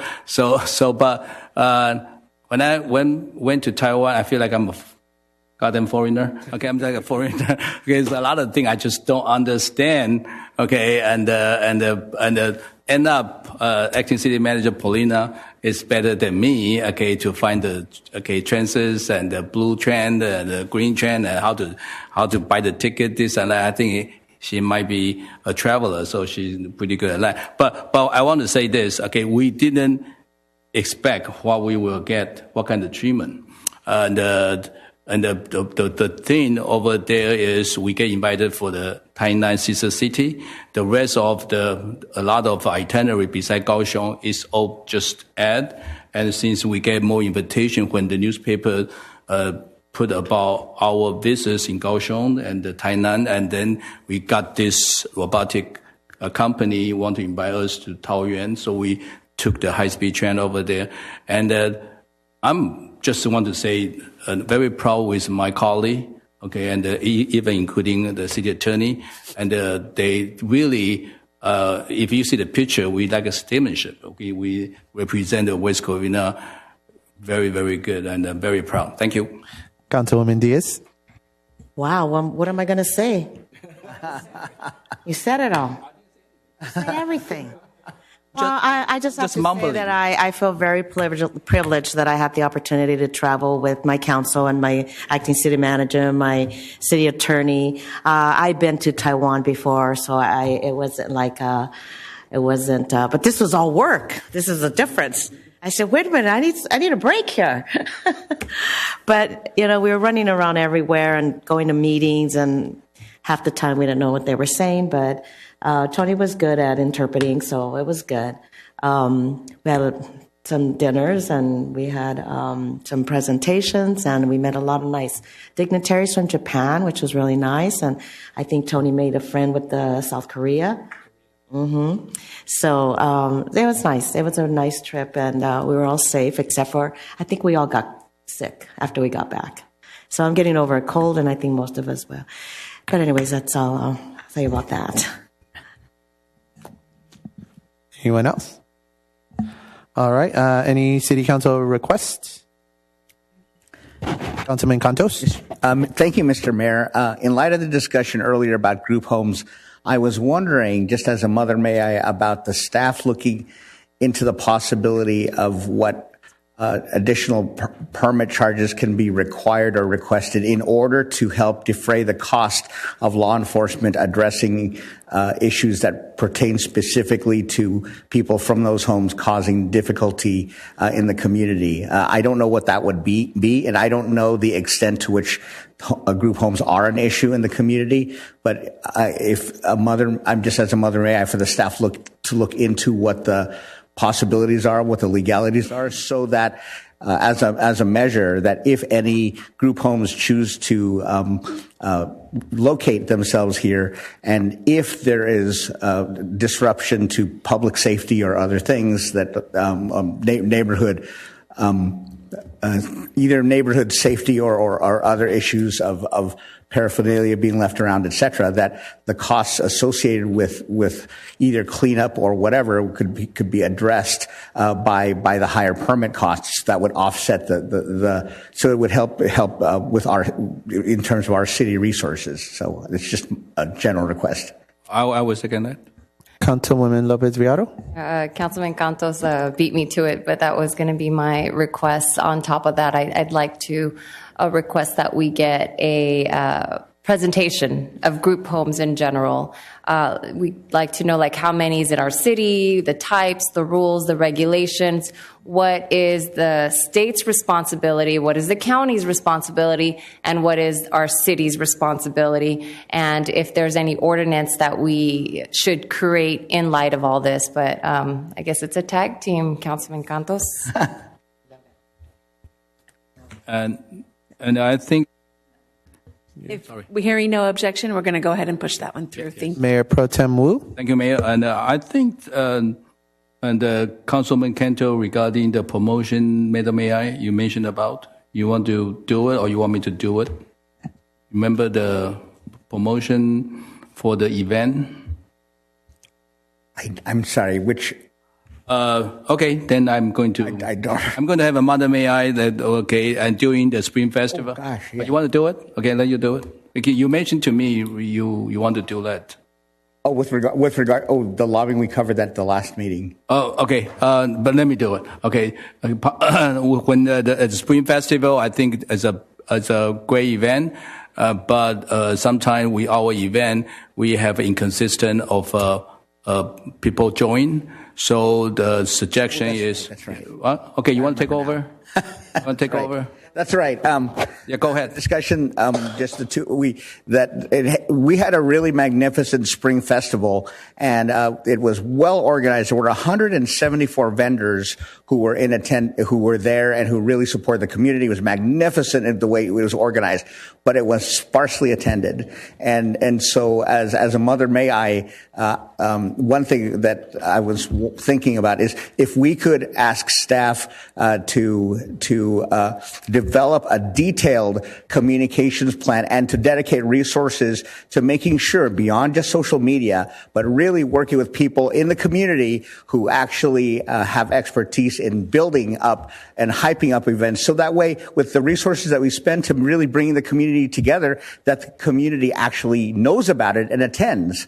And so that would be the request. Thank you for reminding me. That's right. I did bring that up. Yeah, I don't want to take your glory. That's why. Thank you. So, I will support that, and I think we can use in some of the social media, make a small clip, okay, and hopefully it can go viral. Okay, so all the people can talk about our event. Okay, we have a magnificent event. I want to thank Assistant City Manager Roxanne working so hard to put it together. Okay, and so the next thing to do is that we will attend people's school. Okay, all the schools should know, and we should participate, partnership with all our 7 school districts. Okay, they should know our event, so all the children and all the parents can come to either perform or come to enjoying the beautiful Spring Festival or July 4th or a summer concert, okay, or Moon Festival or our children parade. I think this is showing the sense of community and bring unity and bring our neighbor together. I think it's something very important, okay, to bring this event for all our residents to enjoy it. Hearing no objection, we'll put that on. Okay, so I just want to kind of piggyback on that. And so my request is we, for the last few years, have talked about having a meeting with the school districts. And I believe myself and Councilwoman Lopez Villaro are on this committee, and we have yet to be able to calendar that.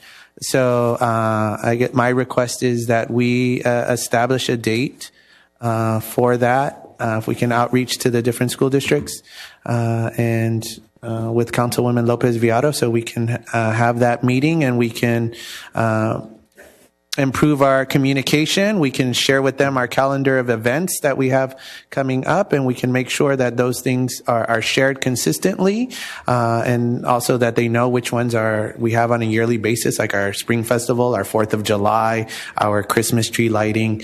And so that way that just becomes part of their yearly calendar as well. So, so my request would be to, let's schedule that meeting. We can do that. And Mr. Mayor, may I come along with that? Because I'm a big supporter of school districts. Definitely. Thank you. I'm 100% support that. Okay. Okay. I don't think anybody objection. Okay. So Hearing no objection, Yes. we'll go forward. okay. Does anyone else have any other requests? Okay. So I will once again request. We have members of the community who stayed here for the entire meeting and spoke very passionately about the genocide in Gaza that is occurring right now. I know the city of Almani today, I believe, was taking a vote on a ceasefire resolution as well.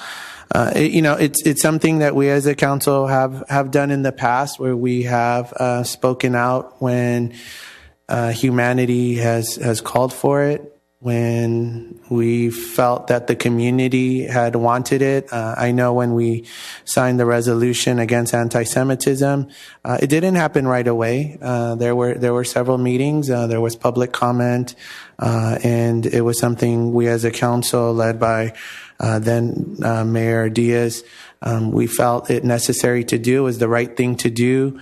And I think, again, we're here at this time in history. I think, it isn't something to just do. I think it is important that we have looked at and listened to community and seen more community members come out and be able to see the escalation and also take some lead from our federal and state leaders. And so I'm requesting again that the City Council agendize a ceasefire resolution at our next City Council meeting, that first meeting in April.